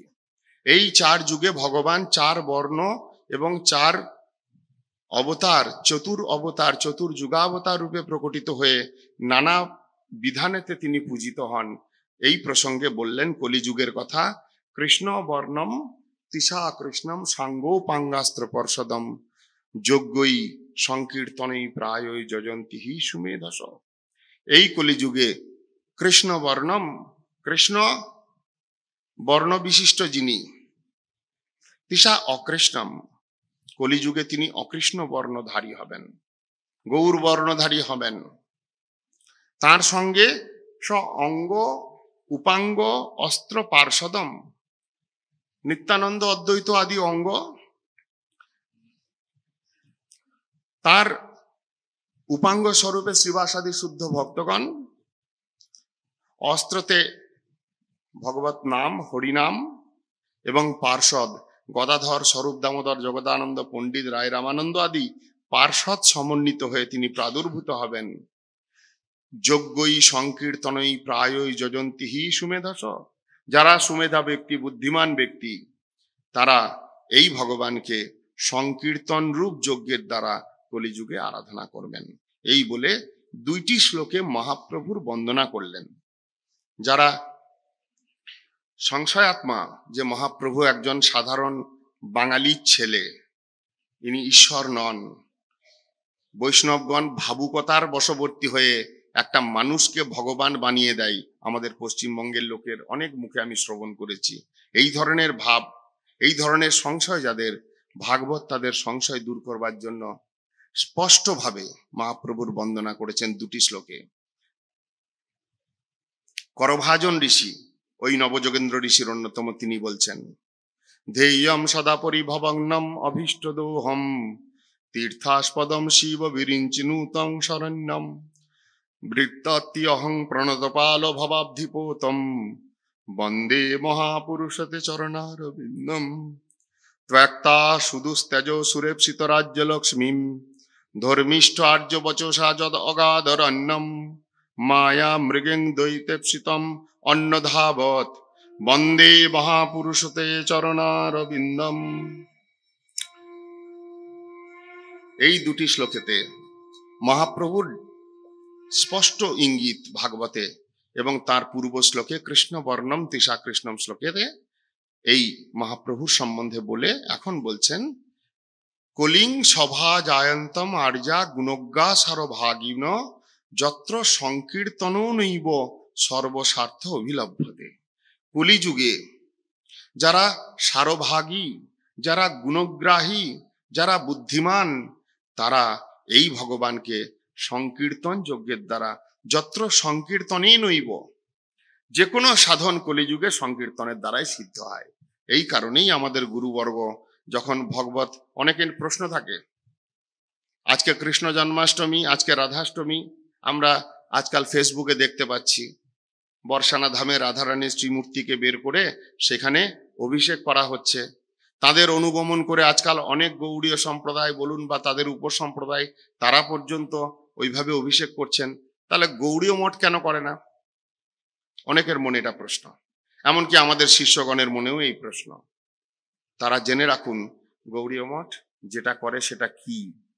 ভাগবত ধর্মের শিক্ষা গৌড়ীয় মঠে দেওয়া হয়। ভাগবতে বর্ণিত শিক্ষার আচরণ গৌড়ীয় গুরুবর্গ শিখিয়েছেন। ভাগবত বলছেন যেটা করা হচ্ছে বিগ্রহকে বাইরে বের করে অভিষেক, সেটা বিধি বিধান অনুসারে করা হচ্ছে, সেটাও শাস্ত্রসম্মতভাবে করা হচ্ছে, সেটার কোনরূপ নিন্দা না করে, সেটার কোনরূপ অবমাননা না করে। গৌড়ীয় মঠের শিক্ষা, গৌড়ীয় গুরুবর্গের শিক্ষা হচ্ছে এই কলিং সভাজয়ম অন্ত আর্যা গুণজ্ঞা সারভাগিন যত্র সংকীর্তনে নৈব সর্বস্বার্থ অভিলভ্যতে। ওই রকম আরাধনা করবার একটা স্তর বা অধিকার রয়েছে, কিন্তু সংকীর্তন যজ্ঞে আরাধনা করবার অধিকার সকলের আছে। এইটাই হলো মহাপ্রভুর করুণা, মহাপ্রভুর দয়া। গুরুবর্গ, গৌড়ীয় গুরুবর্গ ওই শিক্ষাটাকে ধরেছেন। বাকি অন্যান্য বিধানটা মিথ্যা নয় বা সেটা যে একেবারে মনোকল্পিত তাও নয়, সেটাও শাস্ত্র বিধি অনুসারেই হচ্ছে। কিন্তু আমরা কলিহত জীব, আমাদের সেই সমস্ত সাধনে অধিকার নাই, আমরা হীন চিত্তা। এই অনুভব করে আমাদের গুরুবর্গ ভাগবতে বর্ণিত এই ধর্মের শিক্ষা এবং দীক্ষা আমাদেরকে দিয়েছেন। সেই জন্য আমাদের সমস্ত কিছু সংকীর্তন যজ্ঞের দ্বারাই হয়। কৃষ্ণ আবির্ভাব মন্দিরে পূজারী পূজা করছেন, অভিষেক করছেন, কিন্তু নাট্য মন্দিরে গুরুপাদ পদ্ম সাক্ষাতে উপস্থিত থেকে সংকীর্তন যজ্ঞের দ্বারা কৃষ্ণের আবির্ভাব করাচ্ছেন। রাধা ঠাকুরানীর আবির্ভাব নাট্য মন্দিরে তার মহিমা কীর্তন করতে, রাধারানীর নামে সংকীর্তন করতে করতে গুরুবর্গের অনুগমনে আমরা সেই সমস্ত ব্রতাদি পালন করছি। ঠাকুরের ভোগ লাগাচ্ছি, সেখানেও নাট্য মন্দিরে কীর্তন হচ্ছে। সন্ধ্যা আরতি মঙ্গল আরতি পরিক্রমণ হচ্ছে, সেখানেও সংকীর্তনে নইব। এইটাই ভাগবতের শিক্ষা। এই কারণে আমাদের সংকীর্তন ধর্মের দ্বারা কলৌ কৃষ্ণ আরাধন। অবশেষে বললেন, সপাদ মূলম ভজত প্রিয়স্য ত্যক্তন্ন ভাবস্য হরি পরেশ বিকর্ম যচ্চ উপপতিতম কথঞ্চিদ ধুনতি সর্বং হৃদি সন্নিবিষ্ট। এইরূপ যদি কেউ ভগবানের ভজন করে, এই ভাগবত ধর্মের অনুগমন করে ভজন করে, অন্যান্য সমস্ত ভাবকে পরিত্যাগ করে ভগবানের চরণে একমাত্র শরণাগত হয়ে ভজন করে, ধুনতি সর্বং হৃদি সন্নিবিষ্ট, হৃদয়স্থ সমস্ত অনর্থ মায়ার কুপ্রভাব থেকে পরিষ্কৃত হয়ে শুদ্ধ হৃদয়ে ভগবান আবির্ভূত বা সেখানে বসবাস করেন, অতএব তিনি ভগবত কৃপালাভে সমর্থ হন। এই রূপে ভাগবত ধর্মের কথা কীর্তন করেছিলেন সেই নবযোগেন্দ্র ঋষি নিমি মহারাজকে লক্ষ্য করে। সেই কথায় নারদ বসুদেব মহারাজকে শুনিয়ে বসুদেব মহারাজের এতৎ শ্রুত্তা মহাভাগো বসুদেব অতি বিস্মিত দেবকী চ মহাভাগা যহতু মোহম আত্মন। দেবকী বসুদেব তারা মায়ার মোহ থেকে নিষ্কৃত হতে পেরেছিলেন। এইটাই দেবকী বসুদেবের মহাভাগ্যের পরিচয়। তারা যখন পূর্বজন্মে সুতপা কৃষ্ণগর্ভা নামে আরাধনা করে ভগবানকে লাভ করেছিলেন, দর্শন করেছিলেন, যা কিছু চাইতেন তাই পেতেন, কিন্তু মায়াতে মোহিত না হয়ে ভগবানকেই পুত্ররূপে চেয়েছিলেন। আবার নারদ ঋষি যখন এসেছিল, নারদ ঋষির কাছে ভাগবত ধর্মতত্ত্ব সম্বন্ধে প্রশ্ন করে এতৎ শ্রুত্তা মহাভাগো, সেই কথা শ্রবণ করে তিনি তার মহাভাগ্যের পরিচয় দিয়েছিলেন।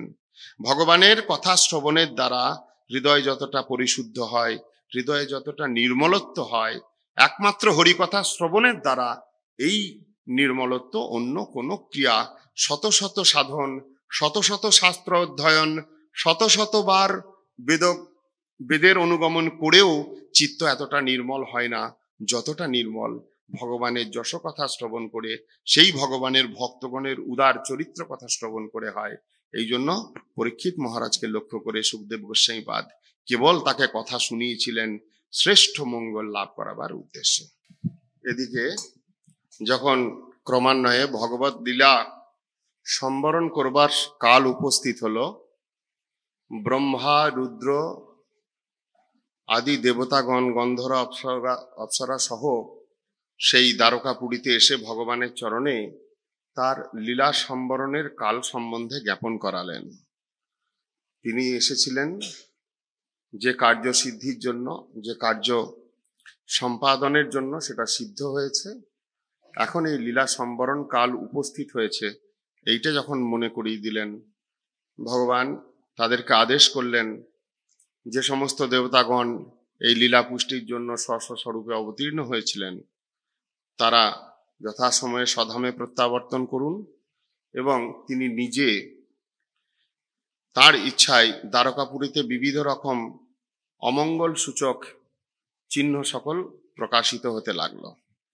তখন সমস্ত দ্বারকাপুরবাসীগণকে ডেকে তিনি আদেশ দিলেন যে এই দ্বারকাপুরীতে মনে হয় কোনো অমঙ্গল কিছু একটা ঘটবে, তাই নিজ নিজ মঙ্গল বিধান করবার জন্য দ্বারকাপুরীকে ত্যাগ করে সেই প্রভাস তীর্থে গিয়ে সকলে সমবেত হও, যজ্ঞ অনুষ্ঠানের দ্বারা নিজের মঙ্গল বিধান করো।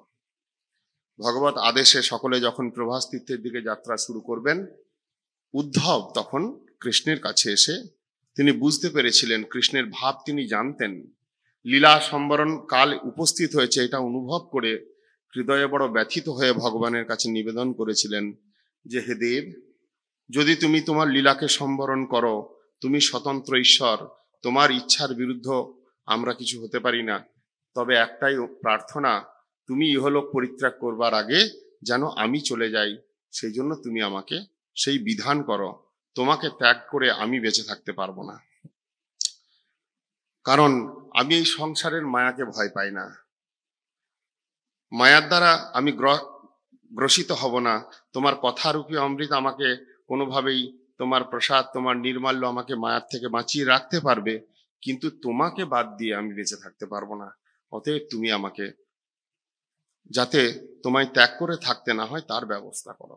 যখন উদ্ধব এইভাবে কৃষ্ণের কাছে কাকুতি মিনতি করতে লাগলেন, কৃষ্ণ তখন বলেছিলেন যে তোমাকেই থাকতে হবে, এই যদুকুল ধ্বংস হবে, যদুগণ বিনাশ প্রাপ্ত হবে, আমি লীলা সম্বরণ করব, কিন্তু তুমি এই সংসারে তোমাকেই বিচরণ করতে হবে, তোমার দ্বারাই জগতের লোক আমার কথা শুনবে, আমার কথা বলবে, আমার কথা কীর্তন করবে, তার দ্বারাই জগৎবাসীর পরম কল্যাণ সাধিত হবে, এটা যদি তুমি না করো তার দ্বারা বেশি অমঙ্গল হবে। তাই আদেশ করলেন, তন্তু সর্বং পরিত্যাজ্য স্নেহম স্বজন বন্ধুষু মই আবেশ্য মন সম্যক সমুদ্রিক বিচরস্য কাম। তুমি এই স্বজন বন্ধুদের স্নেহকে পরিপূর্ণরূপে পরিত্যাগ করো। এতদিন যে সমস্ত পরিবার বর্গের দ্বারা আবৃত হয়ে বসবাস করছিলে তাদের প্রতি আসক্তি ত্যাগ করো। মই আবেশ্য মনো সম্যক, তোমার চিত্তটা আমার গুণাবলীতে, আমার রূপেতে, আমার লীলাতে আবিষ্ট হোক, এবং সেই আবিষ্ট চিত্ত হয়ে তুমি এই সংসারে বিচরণ করতে থাকো, তবেই তুমিও শান্তি পাবে এবং তোমার দ্বারা জগৎবাসীর নিত্য মঙ্গল বিধান হবে। কিভাবে তিনি এটা করবেন তিনি বুঝে উঠতে পারছিলেন না। কোনোদিন তিনি কৃষ্ণ বিচ্ছেদ দশা লাভ করেন নাই। যখন থেকে কৃষ্ণ এসেছেন মথুরায়, সেই দিন থেকে কৃষ্ণ ছাড়া থাকেন নাই। তার পূর্বে যদি বা কৃষ্ণ ছাড়া ছিলেন, কিন্তু কৃষ্ণের গুণগুলোকে নিয়ে ছোটবেলায় বাল্যভাবে খেলা করতে করতে দিনাতিপাত করেছেন। কিন্তু কৃষ্ণকে সাথে পেয়ে তারপর ব্রজ গোপীগণের সঙ্গ লাভ করে কৃষ্ণের মহিমা আরো যখন বিশেষভাবে অনুভব করেছেন, কৃষ্ণের সেই প্রেমকে অনুভব করেছেন, এখন কৃষ্ণকে ত্যাগ করে থাকবেন কিভাবে, এই রকম যখন মনকে লক্ষ্য করলেন, উদ্ধবকে লক্ষ্য করে ভগবান উদ্ধবের মনকে শান্ত করবার জন্য এবং আমাদের মতো কলিহত জীবের মঙ্গল বিধান করবার জন্য ভগবান তিনি অবধূতের 24 গুরুর উপদেশ প্রসঙ্গ নিয়ে আসলেন। যজাতি রাজার পুত্র মহারাজ যদু, যার বংশেতে কৃষ্ণ এসেছিলেন, সেই যদু কোনো সময় তিনি নিজের মনের দুরাবস্থা লক্ষ্য করছিলেন। সংসারে যেরকম নিত্য দুঃখ সাগরে আমরা পড়ে রয়েছি, এটাই স্বাভাবিক। যদু মহারাজও তার মধ্যে একজন। কিন্তু হঠাৎ সেই অবস্থায় এমন এক অবধূত সন্ন্যাসীকে দেখলেন, যিনি অবধূত, যার বাসস্থান নাই, যার খাদ্যের সংস্থান নাই, যার পোশাকের কোনো নির্ধারণ করা নাই। এই রকম অবস্থাতেও তিনি মহানন্দে এই সংসারে বিচরণ করে বেড়াচ্ছেন। যদু চিন্তা করলেন, আমার কাছে কোনো কিছুর অভাব নাই, কিন্তু চিত্তের কোনো প্রসন্নতা নাই। পক্ষান্তরে ওই অবধূত সন্ন্যাসীর কোনো কিছুই নাই, খাদ্য, বস্ত্র এবং বাসস্থান। হিন্দিতে যেটা বলা হয় রুটি, কাপড়া, মাকান। একটা মানুষ বেঁচে থাকতে গেলে এই তিনটে জিনিসের প্রয়োজনীয়তা আছে। তার খাদ্যের সংসাধন থাকা দরকার, সে কোথায় থাকবে তার বাসস্থানের একটা স্থান চাই, আর তার পোশাক দরকার। অন্তত পক্ষে মিনিমাম রিকোয়ারমেন্ট হচ্ছে এইটা। কিন্তু এই মিনিমাম রিকোয়ারমেন্ট পর্যন্ত সেই অবধূতে ছিল না, তথাপি তিনি মহানন্দে রয়েছেন, দিনাতিপাত করছেন, কোনো দুঃখের স্পর্শ নাই। এইটা লক্ষ্য করে কৌতূহল বশত সেই অবধূতকে প্রশ্ন করেছিলেন মহারাজ যদু, যে আপনি কিভাবে এই অবস্থা প্রাপ্ত হলেন? তদ উত্তরে সেই অবধূত বলেছেন, আমার এই সংসারে আমি 24 জনকে গুরু বানিয়ে রেখেছি। সেই 24 গুরুর থেকে যা শিক্ষা লাভ করেছি, সেই শিক্ষায় শিক্ষিত হয়ে আমি কিন্তু ইহলোকে কোনো রকম দুঃখের ভাগী হতে পারি নাই, বরং পরম সুখে বিচরণ করি। কি সেই 24 গুরু? বলতে লাগলেন ক্রমে। প্রথমে বললেন পৃথিবীর কথা। পৃথিবীর নিকট তিনি কি শিক্ষা পেয়েছেন? পর উপকার চেষ্টা এবং পরার্থপরতা। পৃথিবী মধ্যবর্তী বৃক্ষ, পর্বত আদি এরা সর্বথাই পরের উপকারে রত, পরের জন্য এদের জীবনটা উৎসর্গীকৃত। এরা কোনোদিন নিজের সুখের চিন্তা করে না। পর্বত আছে বলেই আকাশমণ্ডলে বিচরণ করা মেঘগুলো ধাক্কা প্রাপ্ত হয়ে সেখান থেকে বাড়ি বর্ষণ করে আমাদেরকে সঞ্জীবিত করে রেখেছে। যদি পর্বত না থাকে, বৃষ্টি হয় বন্ধ হয়ে যাবে। কিন্তু সেই পর্বত নিজে কত দুঃখের ভাগী, শীত, গ্রীষ্ম, বর্ষা, তাপ সবকিছু সহন করেন।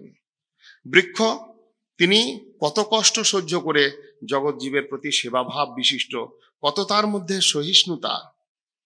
অন্যের উপকার করার জন্য, অন্যের অর্থ সিদ্ধির জন্য নিজে সর্বকষ্ট স্বীকার করে বসে আছেন। পৃথিবীর কাছ থেকে এই আমি সহনশীলতা, পর উপকারিতা, পরার্থপরতা আমি লাভ করেছি। বললেন বায়ু। আমরা প্রত্যেক দিন বায়ুর সঙ্গে আমাদের জীবনটা টিকে রয়েছে। প্রাণবায়ু নিচ্ছি আর ছাড়ছি। বায়ু যদি বন্ধ হয়ে যায় আমরা এমনিই মরে যাব, কোনো কিছু লাগবে না। সেই বায়ুর সবচেয়ে বড় গুণ হচ্ছে নির্লিপ্ততা। তিনি নির্লিপ্ত। যদি এখানে কোনো সৌগন্ধ আমরা ছেড়ে দিই, বায়ুর কাজ সেই সৌগন্ধকে একদিক থেকে আরেক দিকে বিস্তার করে দেবে। যদি কোনো দুর্গন্ধ ছেড়ে দিই, সেটাকেও একদিক থেকে অন্যদিকে নিয়ে চলে যাবে। কিন্তু সৌগন্ধ বা দুর্গন্ধ কোনোটার মধ্যে তিনি আকর্ষিত নন, কোনোটার দ্বারা তিনি লিপ্ত নন। সম্পূর্ণ নির্লিপ্তভাবে তিনি তার কার্যরত। বায়ুর কাছ থেকে নির্লিপ্ততা। এই সংসারে বিচরণ করতে গেলে নির্লিপ্তভাবে থাকতে হয়। যখনই আমি নির্লিপ্ত হব না, তখনই আমার মধ্যে আপন পর ভেদ, তখনই আমার মধ্যে শত্রু মিত্র ভেদ। এ আমার নিজজন, এ আমার পরজন, তখনই স্বার্থপর ভাব এসে যাবে। এই জন্য বায়ুর থেকে নির্লিপ্ততা আমি শিক্ষা লাভ করে আমি এই সংসারে একদম নিশ্চিন্তে ঘুরে বেড়াচ্ছি। তিনি বললেন আকাশ। আকাশের সর্বব্যাপিত্ব। আকাশের ন্যায় হলাম আমি, আত্মা। আত্মাটা সর্বব্যাপী কিন্তু অদৃশ্য। আকাশকে কেউ দেখতে পেয়েছে কিরকম? আমরা এখানে বসে দেখছি আকাশটা একরকম, কখনো নীল দেখছি, কখনো সাদা দেখছি, কখনো কালো দেখছি। কিন্তু আকাশের কোনো স্বরূপ আছে প্রকৃতপক্ষে? কিন্তু আকাশ আছে। ঠিক সেই রকম আত্মা, এটাই সত্য। এর অপরিচ্ছন্নতা এবং এর সর্বব্যাপিত্ব, অথচ অদৃশ্যত্ব। বিজ্ঞান এত উন্নত করে ফেলেছে, সূক্ষ্ম থেকে সূক্ষ্ম জিনিসকে ধরে ফেলেছে, কিন্তু আত্মাকে ধরতে পেরেছে আজ পর্যন্ত? আমি যদি সেই জ্ঞানে জ্ঞানী হয়ে বলি আত্মা নাই, এটা কি সত্য? বললেন, আত্মতত্ত্বে বিশ্বাস, আকাশকে দেখে আমার শিক্ষা লাভ হয়েছে। ক্রমে বলছেন, জলের নির্মলত্ব এবং পাবনত্ব।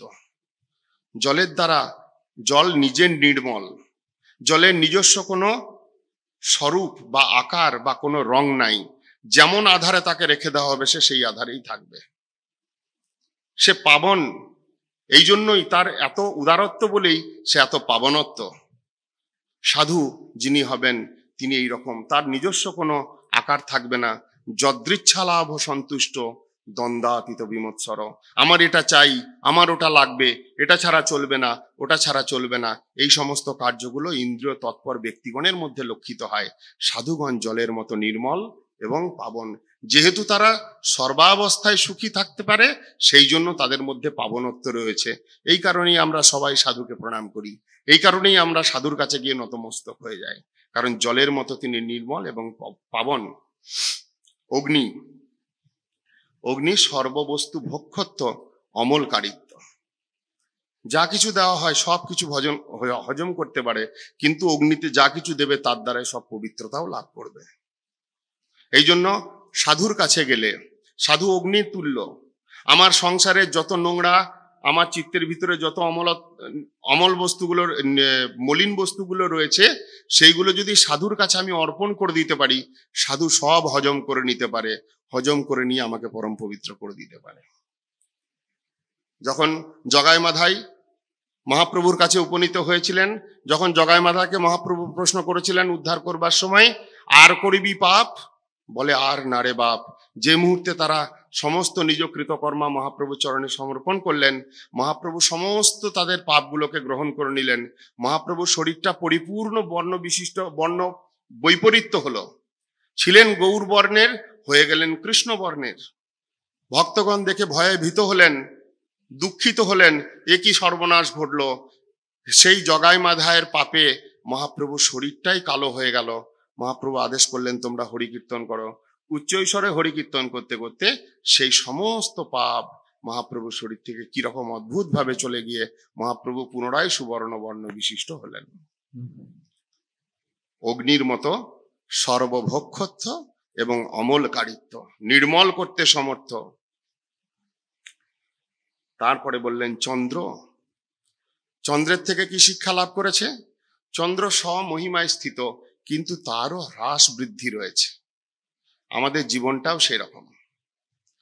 জীবনের আমি আত্মা, এটা নিত্য বস্তু হলেও এই শরীরটার হ্রাস এবং বৃদ্ধি আছে। অতএব কোনো বুদ্ধিমান ব্যক্তি কোনোদিন শরীরের হ্রাস বৃদ্ধি নিয়ে দুঃখও করেন না, শোকও করেন না, আনন্দও হন না। যেমন চন্দ্র, আজকে দেখো প্রষ্ঠপদী পূর্ণিমা, গতকালকের আকাশেই দেখেছি আমরা কি সুন্দরভাবে নিজেকে স্বয়ং মহিমায় প্রকাশিত হয়েছেন। আজকে সন্ধ্যায় আবার দর্শন হবে প্রষ্ঠপদী পূর্ণিমা তিথি, কিন্তু আবার আজকের পরের থেকে ক্রমে ক্রমে তার হ্রাস ঘটবে। এই নিয়ে কি আমরা কেউ কোনো দুঃখী হই? চন্দ্রের হ্রাস আর বৃদ্ধি নিয়ে কোনো দুঃখ নাই। সেই রকম বুদ্ধিমান ব্যক্তি, সাধু ব্যক্তি এই শরীরের হ্রাস বৃদ্ধি, জন্ম মৃত্যু এটাকে স্বাভাবিক বলে জানেন, কোনোটার দ্বারাই তারা প্রভাবগ্রস্ত হন না। দেহের হ্রাস বৃদ্ধি চন্দ্রের নিকট। ক্রমে বললেন সূর্য। বিষয় স্পর্শ সত্ত্বেও কোনো বিষয়েতে অভিনিবেশ নেই। সূর্যদেবের কিরণ সংসারের সর্বত্র এসেছে, সবকিছুকে আলোকিত করছে, প্রকাশমান করে দিচ্ছে, কিন্তু সূর্যের কোনো অভিনিবেশ নেই কারোর প্রতি। সেই রকম সাধু স্বমহিমায় প্রকাশিত হয়ে জগৎবাসীকে প্রকাশ করবার জন্যই তিনি ইহলোকে প্রবেশ করেছেন, এই মায়াময় সংসারে প্রবেশ করেছেন। এমনকি আমার বিষয় অন্ধযুক্ত এই গৃহের মধ্যে পর্যন্ত এসে যান, কিন্তু তার ওই সংসার বিষয়তে কোনো অভিনিবেশ থাকে না। অতএব কোনোদিন সাধুকে যেন আমি আমার মতো না ভেবে ফেলি। এইটাই সাধুর সাধুত্ব। সূর্যের কাছ থেকে আমি এটা শিক্ষা লাভ করেছি। এই জন্য শাস্ত্র কি বলছেন?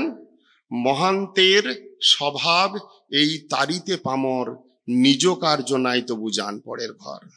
একজন মহান সাধু হয়েও একটা গৃহীর ঘরে গিয়ে রাত্রিবাস করে চলে এলেন, তার মানে তিনি গৃহস্থ হলেন? কখনোই নয়। সূর্য যেমন সমস্ত বিষয়কে প্রকাশমান করবার জন্য তিনি প্রকাশিত হয়ে তার কিরণের দ্বারা স্পর্শ করছেন বিষয়টাকে, কিন্তু তার মধ্যে অভিনিবিষ্ট হন না, সাধুর স্বভাব হবে সেই রকম। তিনি জীবমঙ্গলের জন্য বিষয়ের দরজা কেন, বিষয়ের ঘরের অভ্যন্তরে পর্যন্ত প্রবেশ করবেন, কিন্তু বিষয় তাকে স্পর্শ করবে না, তিনি বিষয়তে অভিনিবিষ্ট হবেন না, তবে তিনি সাধু। সূর্যের কাছ থেকে আমি এই স্বভাবটা লাভ করেছি। কপোত, কপোত আর কপতি দুই পক্ষী, পুরুষ এবং স্ত্রী। ব্যাধ জাল বিস্তার করে রেখেছে এবং ব্যাধের জালে তার স্ত্রী কপতি ফেঁসেছে। তাকে বাঁচাতে গিয়ে তার প্রতি অত্যাসক্তি বশত সে কি হয়েছে, দুইজনেই জালের মধ্যে পড়ে ব্যাধের দ্বারা তীরবিদ্ধ হয়ে প্রাণ ত্যাগ করেছে। কপতের থেকে শিক্ষা লাভ করেছি, এই কপত কোথায় গাছে বসবাস করে, সাধারণ মনুষ্য লোকের থেকে ঊর্ধ্বগতি লাভ করেছে, কিন্তু দেহাসক্তি বশত বা নিজের ইন্দ্রিয় তর্পণ ভোগ সুখ এই মধ্যে পড়ে থাকার জন্য ঊর্ধ্বগতি লাভ করেও কিন্তু মৃত্যুবরণ করলো। ঠিক সেই রকম আমরা অনেক সময় সাধন করতে করতে ঊর্ধ্বগতি লাভ করে যাই, কিন্তু এটা ভুলে যাই সাধন করতে করতে দেহাশক্তিটা যেন আমাদের কমে যাওয়ার পরিবর্তে বেড়ে যায়। যদি কোনো ক্রমে দেহাশক্তি বাড়ে, কোনো ক্রমে ইন্দ্রিয় তর্পণ বৃত্তি বাড়ে, তাহলে ওই কপত কপতির মতো দুর্দশা হবে, ঊর্ধ্বগতি লাভ করবার পরেও জীবন নাশ। অতএব তার কাছ থেকে আমি শিক্ষা লাভ করেছি, কোনো রকম আসক্তি করা উচিত নয়। অজগর সাপ যদৃচ্ছাক্রমে পড়ে থাকে, বিরাট একটা সর্প। অজগর সাপের পাশ দিয়ে যদি আপনি পেরিয়েও যান, তার যদি ক্ষুধা না থাকে সে আপনাকে গ্রাস করবে না, এবং সেই অত বড় শরীরটাকে ভোজন দ্বারা পরিপুষ্ট করার জন্য অজগর সাপ ব্যস্তও হয় না। যদৃচ্ছাক্রমে যখন তার ভাগ্যে আসবে সে খাবে, এই চিন্তা করে এক জায়গায় চুপটি করে শান্ত হয়ে পড়ে থাকে। সাধু নিজ শরীর পোষণ বৃত্তিতে কোনো রকম চেষ্টাশীল হবেন না। তিনি ভগবত ইচ্ছার উপর নির্ভরশীল হয়ে থেকে তিনি কেবলমাত্র ভগবত ভজনেই রত থাকবেন। ভগবান চাইলে তিনি খেতে পাবেন, না চাইলে তিনি পাবেন না। এটা অজগরের কাছ থেকে শিক্ষা লাভ করেছি। যে কথা ভক্তি বিনোদ ঠাকুর তিনি শরণাগতির কীর্তন রচনা করতে গিয়ে বলেছেন, নিজের পোষণ প্রভু না ভাবিব, রহিব ভাবের ভরে। আমার ভাবটা কি? আমি কৃষ্ণ দাস। আমার ভাবটা হচ্ছে আমি গুরুদাস, আমি বৈষ্ণবের দাস। তাদের সুখানুসন্ধান বৃত্তিটাই আমার কৃত্য, আমি ওই কার্যে তৎপর থাকব। নিজের পোষণ প্রভু না ভাবিব। ভকতি বিনোদ তোমারে পালক বলিয়া বরণ করে। অজগরের কাছ থেকে আমি এই শিক্ষা লাভ করেছি। ওই একটা অজগর সাপ, অত বড় একটা শরীর, তাকে পোষণ করার জন্য কোনো চেষ্টা করে না, যদৃচ্ছাক্রমে পড়ে থাকে। যদি ভগবানের ইচ্ছায় কিছু খাবার জুটে যায় সে খাবে, নচেত খাবে না, পড়ে থাকবে। ক্রমে বললেন সমুদ্রের নিকট থেকে, সমুদ্র যার কাছ থেকে গাম্ভীর্য, প্রসন্নতা, স্থির গতি এবং সুখ দুঃখে অবিচল ভাব। আমরা সমুদ্রের তীরে ঢেউয়ে খেলা করি, কিন্তু সমুদ্রের একটু ভিতরে কোনোদিন যদি কেউ যেতে সৌভাগ্য পান, তাহলে অনুভব করতে পারবেন সমুদ্র কত স্থির। কেন স্থির? কারণ সে গম্ভীর, তার গভীরত্ব রয়েছে। যার যত ডেপথ সে তত গম্ভীর।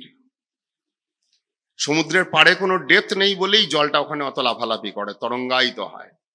কিন্তু যেখানে গভীরত্ব রয়েছে, গাম্ভীর্যতা রয়েছে, তিনি সেখানে শান্ত। এই জন্য কৃষ্ণ ভক্ত নিষ্কাম, তার গভীরত্ব রয়েছে, অতএব শান্ত। আমি সমুদ্রের থেকে এই শিক্ষা লাভ করেছি। পতঙ্গ, পতঙ্গগুলো কি করে? পোকামাকড়। এই যে এই সময় বেশি পোকা হয় ঘরেতে, একদম দীপাবলির সময় পর্যন্ত। ভালো করে লক্ষ্য করে দেখবেন, পোকাগুলো ঘুরে বেড়াচ্ছে, ছুটে বেড়াচ্ছে, কিন্তু যদি কোনো জায়গায় একটু আগুন জ্বলে, ওই আগুনের রূপে এমন আকৃষ্ট হয়, ওইটার দিকে ধাবিত হয়ে যায়, এবং যেমনই ধাবিত হয়ে আগুনটার মধ্যে পড়ে তৎক্ষণাৎ প্রাণনাশ। সেই রকম রূপেতে আকৃষ্ট হলে ওই পতঙ্গের ন্যায় প্রাণনাশ হবে।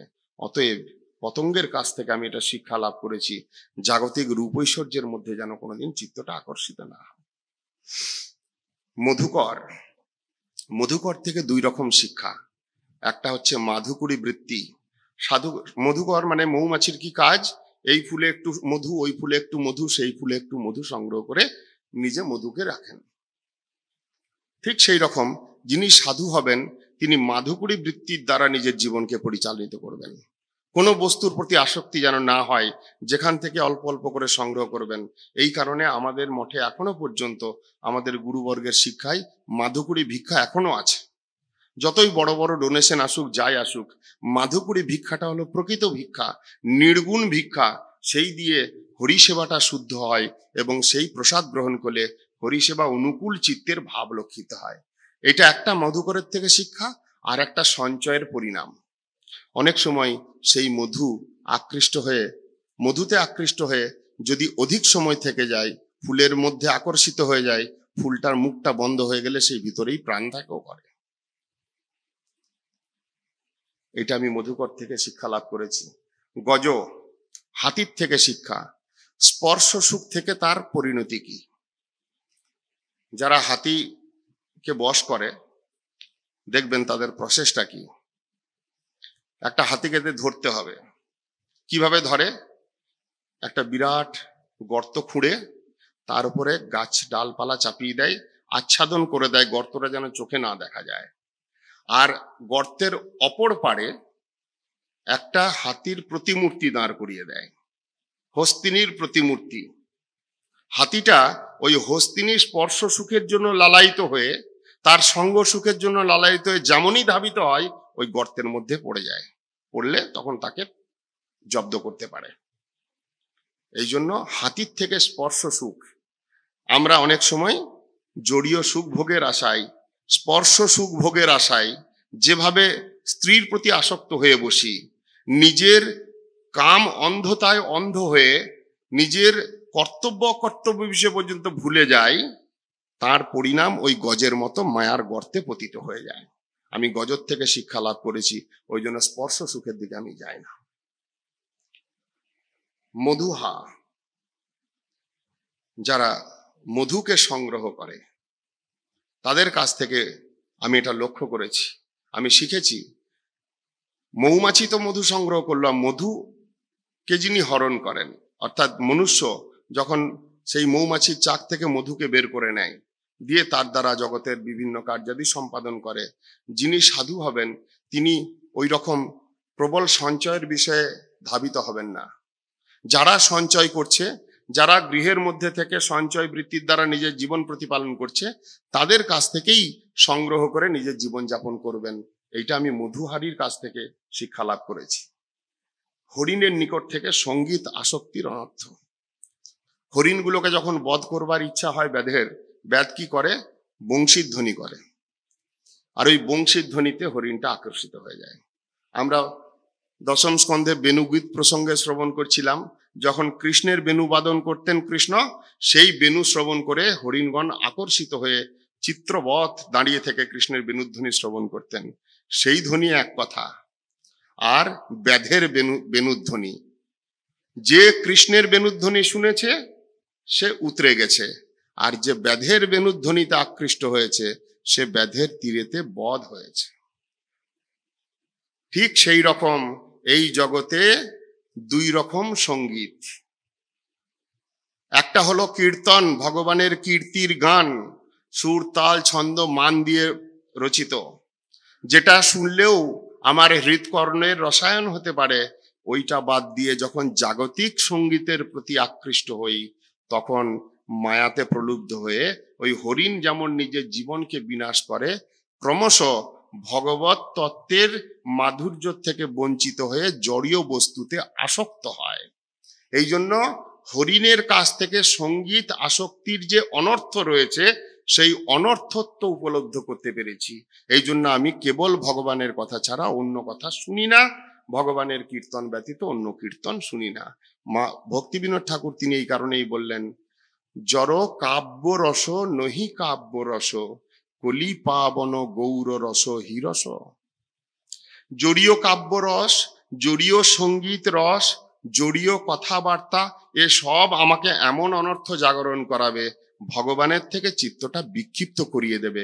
হরিণের কাছ থেকে এই জড়ীয় সঙ্গীতের অনর্থ কি সেইটা উপলব্ধ করতে পেরেছি। পরে বললেন মৎস্য, মিন, জিহ্বা বেগের পরিণাম। এইটা কাউকে বোঝাতে হবে না, যারা যারা মাছ ধরেছেন ছোটবেলায় খুব ভালো করে জানেন, লোহার একটা কাঁটা বঁড়শি, আর তার উপরে কি বলে ওটাকে, মাছের চারা, হ্যাঁ, অন্য তার সঙ্গে আরো কি কি সব মিলিয়ে টিলিয়ে মোটামুটি একটা সুন্দর এমন লোভনীয় বস্তু তৈরি করে কাঁটাটার উপর লাগিয়ে দেওয়া হয়, দিয়ে জলের তলায় ফেলে দেওয়া হয়। মাছ যেমনই নিজের জিহ্বার লালসায় সেইটা খেতে আসে, যেমনই গ্রাস করে কাঁটাটা বিঁধে যায়, ব্যাস তার জীবন ভবলীলা সাঙ্গ। জিহ্বার লালসার পরিণাম মৎস্যের কাছ থেকে আমি শিখেছি। যিনি সাধু হবেন, যিনি হরি ভজন করতে চাইবেন, যিনি নিজে সুখে থাকতে চাইবেন, কোনোদিন জিহ্বার লালসায় ছটফট করবেন না। শাস্ত্র কি বলছেন, জিহ্বার লালসায় যেই ইতি উতি ধায়, শিষ্ণ উদর পরায়ণ সে কভু কৃষ্ণ নাহি পায়। জিহ্বা বেগের থেকেই সমস্ত বেগের উৎপত্তি। অতএব জিহ্বার বেগকে দমন করা, জিহ্বার বেগকে কন্ট্রোল করা, এ একটা সাধকের মুখ্য কর্তব্য। ক্রমে বলছেন পিঙ্গলা বেশ্যা, একটা বেশ্যাকেও তিনি গুরু বানালেন। এতগুলো ঠিক ছিল, অবধূত বলছেন একটা বেশ্যা আমার গুরু হয়েছে। কি অদ্ভুত লাগছে শুনতে। রাজা খুব কৌতূহল বশত শুনছেন, বলে হ্যাঁ, পিঙ্গলা নাম্নী এক বেশ্যা সন্ধ্যাবেলার থেকে সেজে গুজে বসে আছেন, যেটা তাদের কাজ, যে কোনো পুরুষ এসে, ধনবান পুরুষ এসে তাকে তার শরীরকে উপভোগ করবে, বিনিময়ে প্রচুর ধন দিয়ে যাবে। এই লালসায় সন্ধ্যেবেলার থেকে সেজে গুজে বসে থাকতে থাকতে মধ্যরাত্রি পার হয়ে গেছে, তার কাছে কোনো পুরুষ আসে নাই, কোনো ধন দেবার মতো কোনো ব্যক্তি আসে নাই। অর্ধরাত্রি অতিক্রান্ত হলে হঠাৎ তার মধ্যে এইরকম একটা নিরাশা, আর বুঝি আমার শরীরের কোনো আকর্ষণ নেই, আমার দ্বারা কোনো পুরুষ আকৃষ্ট হচ্ছে না, সেই জন্য আমার কাছে কেউ আসছে না। এই রকম নিরাশাগ্রস্ত হৃদয়টা হঠাৎ করে চিন্তা করলেন, আমি যে পরিমাণ অভিনিবিষ্ট পরপুরুষে হয়ে আছি, সেই পরিমাণ অভিনিবেশ যদি আমার ভগবানেতে হতো, আমি এতক্ষণে ভগবানকে সিদ্ধি লাভ করে যেতাম। যেটা আমরা নিজেরাও কথার ছলে বলি না, হঠাৎ করে কোনো একজন আত্মীয় স্বজন যাকে আমি একটু ভালোবাসি, বা কোনো বন্ধু যার সঙ্গে আমার হৃদ্যতা আছে, অনেক দিন দেখা হয় নাই, তারপরে হঠাৎ দেখা হলে আমরা কি বলি, কিরে ভাই তোর তো দেখাই নাই। তোর দেখা পাওয়া মানে তো ভগবানের দেখা পেয়ে যাওয়া। আমরা কথা ছলে এমনিই বলে দিই। পিঙ্গলা বেশ্যা সেটা সিরিয়াসলি ভেবেছিলেন। এই সংসারে দুঃখের কারণটা কি? তিনি বললেন, আশা হি পরমং দুঃখম, নৈরাশ্যম পরমং সুখম। যতক্ষণ আমি ওই পুরুষের আশা করে বসেছিলাম, এই বুঝি আসবে, এই বুঝি ধন দেবে, এই বুঝি আমার দুঃখের বিনাশ হবে, আমি অনেক আশা করলাম, পরিণামে কেবল দুঃখ পেলাম। তার জায়গায় সমস্ত আশাকে জলাঞ্জলি দিয়ে যদি আমি নিরাশাযুক্ত হই, এই জন্য ভগবানের কথা আমরা কালকেই শ্রবণ করছিলাম, যখন যুধিষ্ঠির মহারাজকে বলছিলেন, যস্যাহম অনুগৃহ্ণামি হরিষ্যে তদ্ধনং শনৈ। ভাগবতের কথা বুঝতে গেলে আমাদের জড়ীয় ভাবের অনেক উপরে উঠতে হবে। ভাগবত বলছেন নৈরাশ্যং পরমং সুখম, নিরাশাই পরম সুখ। এই কথাটা শুনলে অনেকেই বলবে, নিরাশাগ্রস্ত হৃদয়, হতাশাগ্রস্ত হৃদয় মানে তো সে তো সুইসাইড করতে দৌড়াবে, সেখানে সুখ কোথায়? এখানে নৈরাশ্য শব্দের অর্থ জড়ীয় আশা শূন্য। জড়জগতের থেকে যে আমরা নিরন্তর আশা করি, এই বুঝি আমার লাভ হবে, এই বুঝি আমার সুখ হবে, এই বুঝি দুঃখের অবসান হবে, ওই আশাটাই চিরন্তন দুঃখের ভাগী করিয়ে দিয়েছে আমাকে। ওই দুঃখটাকে ছেড়ে নিউট্রাল হও, নিরপেক্ষ হও, কোন রকম জড়ীয় আশা রেখো না, ওইটাকে নৈরাশ্য বলছে ভাগবত। নৈরাশ্যং পরমং সুখম। নৈরাশ্য মানে যা পেলাম সেটাতেই সন্তুষ্ট থাকা, যেটা দিয়েছেন সুখ অথবা দুঃখ। কথাটা বলা মুখে যতটা সহজ, আমাদের মতো অনর্থগ্রস্ত জীবের পক্ষে আচরণ করা ঠিক ততটাই কঠিন। এই জন্য অবধূত পিঙ্গলা বেশ্যার মতো যাকে আমরা ঘৃণা করি, যার কথা, বেশ্যার কথা আমরা শুনতে চাই না, সভ্য সমাজ যেটাকে বাদ দিয়ে দেয়, পরিত্যাগ করে, একজন সাধু বললেন এই বেশ্যাও গুরু হতে পারে, তার আচরণের দ্বারা সে গুরু হয়েছে আমার। সে দেখিয়েছে জড়ীয় আশার দ্বারাই কেবল দুঃখ, জড়ীয় আশা শূন্য, অতএব আমি সুখী। ক্রমে বললেন বালকের নিকট নিশ্চিন্ততা। বালক, একটা শিশু, কিরকম তার নিশ্চিন্ত জীবন, খেয়ে দিয়ে ঘুমাবে, চোখ মুখটা দেখবেন, কোনো টেনশন নেই। মা বাবারা এমনি বলে, আহারে এর মতো যদি একটু ঘুমাতে পারতাম 2 ঘন্টা একটু ভালো হতো। বালকের এই নিশ্চিন্ত জীবন কেন? কারণ তিনি মা বাবার কাছে শরণাগত। নিজের পোষণ সম্বন্ধে তার কোনো ভাবনা চিন্তা নাই। তাকে যদি 3 তলার ছাদেও তুলে দেন, সেই ছাদে যদি ব্যারিকেড না থাকে ওখান থেকে লাফ মেরে দেবে। তাতে যে তার ক্ষতি হবে সে জানে না, কারণ সে জানে স্তন্যপায়ী শিশু জানে মাতা ছাড়ে ক্রোধ মনে, শিশু তবু নাহি ছাড়ে মায়। সে কোনোদিন মা বাবাকে ত্যাগ করে না, সে কোনোদিন স্বতন্ত্রভাবে আলাদা করে এগোতে চায় না। যখন মা বাবাকে ত্যাগ করে এগোতে চায় তখন থেকে তার দুঃখ শুরু হয়। ওই জন্য সে বালক অবস্থায় তার কোনো দুঃখ নাই। বালকের যেই নিশ্চিন্ত মনোভাব, আমি বালকের কাছ থেকে এইটা শিক্ষা লাভ করেছি, সাধুর হৃদয়টা বালকের ন্যায় সরল হবে, শিশু সুলভ হৃদয় যদি হয় তবে তিনি সুখী। বললেন কুমারী, একজন কুমারী বিবাহযোগ্যা, তাকে দেখতে এসেছেন বর পক্ষের লোকেরা। বাড়িতে তখন মা বাবা কার্যান্তরে বেরিয়েছে, হঠাৎ তারা পৌঁছে গেছে। এখন কিছু তো খাইয়ে তাদেরকে সৎকার করতে হবে। বাড়িতে কিছু ছিল না, গরিব মেয়ে, চালটা কুটে তার থেকে একটু পিঠা বানাবে, দিয়ে খাওয়াবে। চালটাও কোটা ছিল না। এখন চালটা যেমনই কুটতে গেছে, হাতের যে চুড়িগুলো আছে নানান চুড়িতে লেগে লেগে ঝনঝন আওয়াজ হচ্ছে। কুমারী মেয়েটা এত বিচক্ষণ, ভাবলো যদি এই আওয়াজটা তারা শুনতে পায় তাহলে এটা ভাববে এরা একেবারে গরিবের সংসার। চালটাও কোটা নাই, এখন চাল কুটিয়ে পিঠে বানিয়ে আমাদেরকে খাওয়াবে, তাহলে আর আমার বিবাহ হবে না, আমার কার্যসিদ্ধি হবে না, উদ্দেশ্য সিদ্ধি হবে না। তাই কি করলো, সমস্ত হাতের চুড়িগুলা বের করে একটা একটা চুড়ি 2টো হাতে রেখে দিল, যাতে করে সে যে চালটা কুটছে সেই ধ্বনিটা, চুড়ির যে ধ্বনিটা, সেটার বাইরে না যায়। কুমারীর থেকে নির্জনত্ব শিক্ষা লাভ করলাম। এই সংসারে যত লোক, যত সঙ্গ, তত অশান্তি। যতটা নির্জন থাকা যায়, যতটা জনসঙ্গ শূন্য থাকা যায়, ততটাই শান্তি। অতএব আমি নির্জনে বসবাস। সরকারের নিকট চিত্রের একাগ্রতা, একাগ্রচিত্ত না হলে হরিভজন হয় না। যেমনটি ওই তীর তৈরি করা সরকার, সে যখন রাস্তার ধারে বসে নিজের কামারশালেতে তীরের ফলাটা তৈরি করে, পাশ দিয়ে যদি রাজাও চলে যায় ঢাকঢোল পিটাতে পিটাতে, তার কানে কিন্তু কোনো রকম সেই আওয়াজ প্রবেশ করে না। তার চিত্তটা কোনোভাবে এদিক ওদিক ধাবিত হয় না বলেই এমন একটা বস্তু নির্মাণ করতে পারে যেটা দিয়ে সে লক্ষ্য ভেদ করতে পারে। লক্ষ্য ভেদের জন্য বা নিজ উদ্দেশ্য সিদ্ধির জন্য হরিভক্ত সাধক জীব যদি একাগ্রচিত্ত না হয়, চঞ্চলতা করতে থাকে, লক্ষ্য বস্তু এদিক থেকে ওদিক সরাতে থাকে, বা তার পথের মধ্যে তার যদি সংকল্প না থাকে, উদ্দেশ্য সিদ্ধি হবে না। সেটা আমি সরকারের কাছ থেকে শিক্ষা লাভ করেছি। সাপের নিকট থেকে শিক্ষা করেছি। একাকী বিচরণ করে, কোনো নির্দিষ্ট বাসস্থান রাখে না, আর তার লক্ষ্য গতি, অলক্ষ্য তার গতি। অলক্ষ্য গতি মানে এদিক ওদিক আঁকতে মাখতে চলতে থাকে, নিজের ভাবে বিভাবিত হয়ে চলতে থাকে। কোনো বাসস্থান তার নির্দিষ্ট নেই। আজকে এই গর্তে আছে, কালকে জল ঢুকে গেছে, ওই গর্ত ছেড়ে দিয়ে আর একটা গর্তে চলে যাবে। এটা আমার বাসস্থান, এখানে আমায় থাকতে হবে। যেরকমটি আমরা করি, 2 ভাই 5 কাঠা জমি 2.5 কাঠা করে ভাগ হওয়ার কথা, সুতোর মাপে 2.5 কাঠার জায়গায় 2 সুতো এদিক ওদিক হয়েছে, 2 ভাই লাঠি উঠে মারামারি করতে করতে মাথা ফাটিয়ে ফেলেছে। তারপর হসপিটাল, পুলিশ, কোর্ট কাছারি, এই করে তারা লড়ে মরল, তারপরে তাদের ছেলেরা লড়ে মরল, বংশ বিস্তার লড়ে মরল। কি 2 সুতো। যেমনটি দুর্যোধন বলেছিল, বিনা যুদ্ধে নাহি দিব সুচাগ্র পরিমাণ ভূমি। কোনো যুদ্ধরই দরকার ছিল না। কৃষ্ণ বলেছিল তুমি সব কিছু নাও, 5টা ভাইকে 5টা গ্রাম দাও, তাও দেয়নি। সেই জায়গায় যদি সর্পের মতো স্বভাব হয়, কোনো বাসস্থানের নির্দিষ্টতা নাই, যেখানে পেল সেখানে থেকে গেল।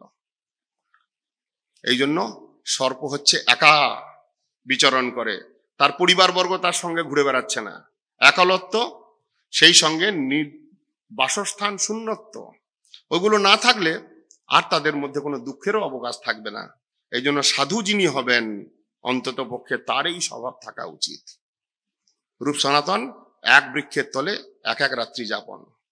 আমরা যারা মঠবাসী সাধু হয়েছি, আমাদের গুরুগৃহ আছে 35টা, কিন্তু এক মঠ থেকে আর এক মঠে যেতে বললেই তার মনটা খারাপ হয়ে যায়। তাদের জন্য এই শিক্ষা। আমি যখন ছোটবেলায় মঠে এসেছিলাম তখন এক সাধু বলেছিলেন, দেখ, তোর যদি মনে হয় যে এই মঠে বেশি দিন ভালো লাগছে না, কষ্ট মষ্ট করে হলেও 2 বছর থাকবি। আমাদের প্রায় 30খানা মঠ, যদি তুই এক একটা মঠে 2টা বছর করেও পার করে দিস, 30 দুগুণে 60 বছর তোর জীবনের বেরিয়ে গেল, ততদিনে তোর মৃত্যু এসে যাবে। অতএব মঠের বাইরে আর যেতে হবে না। অনেক সময় মঠবাসী যারা আমরা ত্যাগী, আমরা অনেক সময় ভাবি আমাদের পারবো তো মঠে থাকতে। এই ছোট ছোট ছেলেগুলো অনেক সময় মঠে আসে, তাদের মনের মধ্যে একটা সংশয়, আবার বেশ কিছু পুরানো আছে তারা আবার সংশয় ঢুকিয়ে দেয়, খবরদার মঠে থাকিস না, সারা জীবন পার করতে পারবি না, তখন কোথায় যাবি। মায়ার স্বরূপ তারা জেনে রাখবে। যারা হরি সেবার প্রতিকূলে কথা বলে, হরি ভজনের প্রতিকূলে কথা বলে, তারা সাধু হলেও সেটা মায়া। ঠিক যেমন শুক্রাচার্য বলি মহারাজকে প্রতিকূলতা দান করেছিলেন, বলি মহারাজ সেই গুরুকে পর্যন্ত ত্যাগ করেছিলেন। ছোটবেলায় কথাটা শুনেছিলাম, খুব ভালো লেগেছিল, আশা জেগেছিল মনে, যে হ্যাঁ, মনে হয় আর কোনোদিন যদি এইরকম চিত্তবৃত্তিও হয় মঠে থাকতে পারবো না, ত্যাগী জীবন পারলাম না। কিন্তু ওই যে সাধু কথাটা শুনিয়ে দিল, কোনো একটা জায়গায় আসক্ত হবি না, যখন যেখানে পাঠিয়ে দেবে চলে যাবি। যদি থাকতে ইচ্ছা নাও হয় 2 বছর কষ্ট করে থাকবি, 60 বছর তোর এমনিই বেরিয়ে যাবে।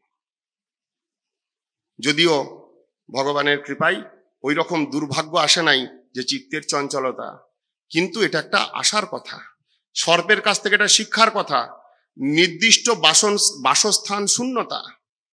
আমি এই ঘরে থাকি, এই ঘরে 10 বছর আছি, এই ঘর থেকে অন্যত্র ঘর দিলে আমার মনটা খারাপ হয়ে যায়। তাদের জন্য এই শিক্ষা, সর্পের কাছ থেকে, সর্পকে তারা গুরু বানাও, সর্পের কাছ থেকে এই শিক্ষা লাভ করো। অবশেষে বললেন, উর্ণ নাভি, মাকড়সা নিজের মুখের রস দিয়েই জাল সৃষ্টি করে, আবার সেই জালটা কোনো সময় নিজেই মুখের রসটাকে গ্রহণ করে সেটা শেষও করতে পারে। সৃষ্টি এবং প্রলয় আদি কার্য, ভগবান এই বিরাট সৃষ্টির মালিক, তিনিই সৃষ্টি করেছেন, তিনিই সৃজন করবেন।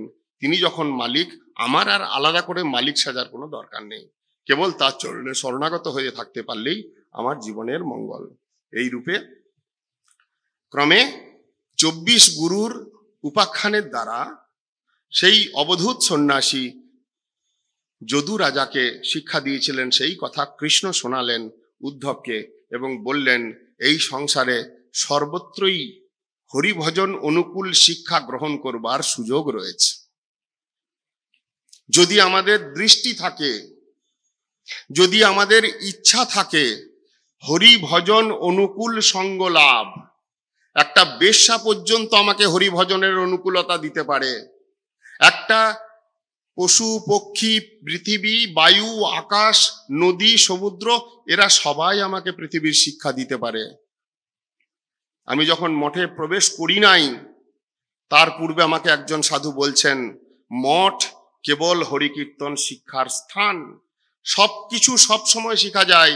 যিনি হরিভজন করছেন সুন্দরভাবে, তার অনুগমন করতে হয়, তাকে দেখতে হয়। যিনি হরিভজন করছেন না ঠিকভাবে, তার গতিটা দেখে শিখতে হয়। এই সাধুটা হরিভজন করলো না, পরিণামে সংসার গতি লাভ করলো। এই সাধুটা হরিভজন করলো না, জীবনে মূল্যবান সময়টা পার করে দিল, কিন্তু পরিণামটা দুঃখপ্রদ হলো, ভগবানের পূর্ণ কৃপা থেকে বঞ্চিত হলো। অতএব যিনি হরিভজন করছেন না, প্রতিকূলতার মধ্যে রয়েছেন, তিনিও আমাকে সাবধান করার সুযোগ এবং শিক্ষা দান করছেন। সেই ভাবযুক্ত হয়ে যদি মঠবাস করতে পারো, তাহলে দেখবে জীবন সুন্দর এবং আনন্দময় হয়ে উঠবে। কৃষ্ণ বললেন উদ্ধবকে, এই সংসারে তুমি বিচরণ করবে, চিত্তটা আমাতে আবিষ্ট করে তুমি এই সংসারে সকলকে গুরু বুদ্ধিতে, এইভাবে যেমন অবধূত সন্ন্যাসী নিজে শিক্ষিত হয়ে মহানন্দে বিচরণ করতেন, কেবল ভগবত ভজনেই চিত্তটা তার লেগেছিল, সেইভাবে বিচরণ করা উচিত। ক্রমে বেশ কিছু উপদেশ উদ্ধবকে লক্ষ্য করে কৃষ্ণ বলেছেন, যেটি শ্রীমদ্ ভাগবতে কৃষ্ণ উদ্ধব সংবাদ রূপে প্রসিদ্ধি লাভ করেছে। সেই অবধূত তার চরম শিক্ষা যদু রাজাকে বলতে বলতে একেবারে অবশেষে বলেছিলেন, লব্ধা সুদুর্লভম ইদম বহু সম্ভবান্তে মানুষ্যম অর্থদম অনিত্যম অপিহ ধীর তূর্ণম যতেত ন পতেদ অনুমৃত্যু যাবন নিঃশ্রেয়সায় বিষয় খলু সর্বতস্যাৎ। যতদিন পর্যন্ত মৃত্যু না আসছে ততদিন পর্যন্ত উচিত জীবের একমাত্র ভগবত প্রাপ্তির জন্য সাধন করে যাওয়া। কারণ যে শরীরটা লাভ করেছি এই শরীরটাই একমাত্র হরিভজনের অনুকূল। বারংবার এই সুযোগ আমরা পাবো না। এই শরীরটা লব্ধা সুদুর্লভম ইদম বহু সম্ভবান্তে, বহু জন্ম অতিক্রান্ত হয়ে কিন্তু এই শরীরটা পেয়েছি। 84 লক্ষ জনি করিয়া ভ্রমণ, তবে তো জীব পাই মনুষ্য জনম। একবার যদি এটা হাতছাড়া হয়ে যায়, আবার 84 লক্ষ বার বিভিন্ন জনিতে ভ্রমণ করতে করতে অবশেষে এসে কৃষ্ণ এই মনুষ্য জন্ম লাভ করতে পারবে। অতএব তূর্ণম যতেদ ন প্রতেদ মৃত্যু, এই মনুষ্য শরীরটা অনিত্য হলেও অধ্রুব হলেও কিন্তু এটা সেই ভগবত আরাধনার অনুকূল। যতদিন পর্যন্ত মৃত্যু এসে তোমাকে বাধা না দেয় ততদিন পর্যন্ত নিঃশ্রেয়স বস্তু, পরম মঙ্গলকারী বস্তু, সর্বশ্রেষ্ঠ তত্ত্ব গ্রহণ করবার জন্য চেষ্টাশীল হয়ে থাকা উচিত। এইটাই মানব জীবনের সার্থকতা। এই পর্যন্ত বলে কৃষ্ণ পরে উদ্ধবকে লক্ষ্য করে যে উপদেশ আদি দিয়েছেন, আজকে আমরা ভাগবতের অন্তিম দিবস, ভাগবত শ্রবণ সপ্তাহের অন্তিম দিবস এবং বৈকাল অর্থাৎ অন্তিম অধিবেশন, আমরা সেই অধিবেশনে উদ্ধবকে লক্ষ্য করে কৃষ্ণ যা উপদেশ দিয়েছেন এবং শ্রীমদ্ ভাগবতের 10ম স্কন্ধে পরীক্ষিত তার মোক্ষ প্রাপ্তি, কলিযুগের কলির দুষ্প্রভাব আদি কিছু কথা এবং শ্রীমদ্ ভাগবতের মহিমা কথা আদি শ্রবণ করে ভগবানের কাছে প্রার্থনা করব যেন তার কথা শ্রবণ কীর্তনময় জীবনযাপনে আমাদের এই জীবনটা উৎসর্গকৃত হয়। এই দিয়ে আমরা কথা বিশ্রাম দেওয়ার প্রয়াস করব। হরে কৃষ্ণ কৃষ্ণ কৃষ্ণ হরে হরে।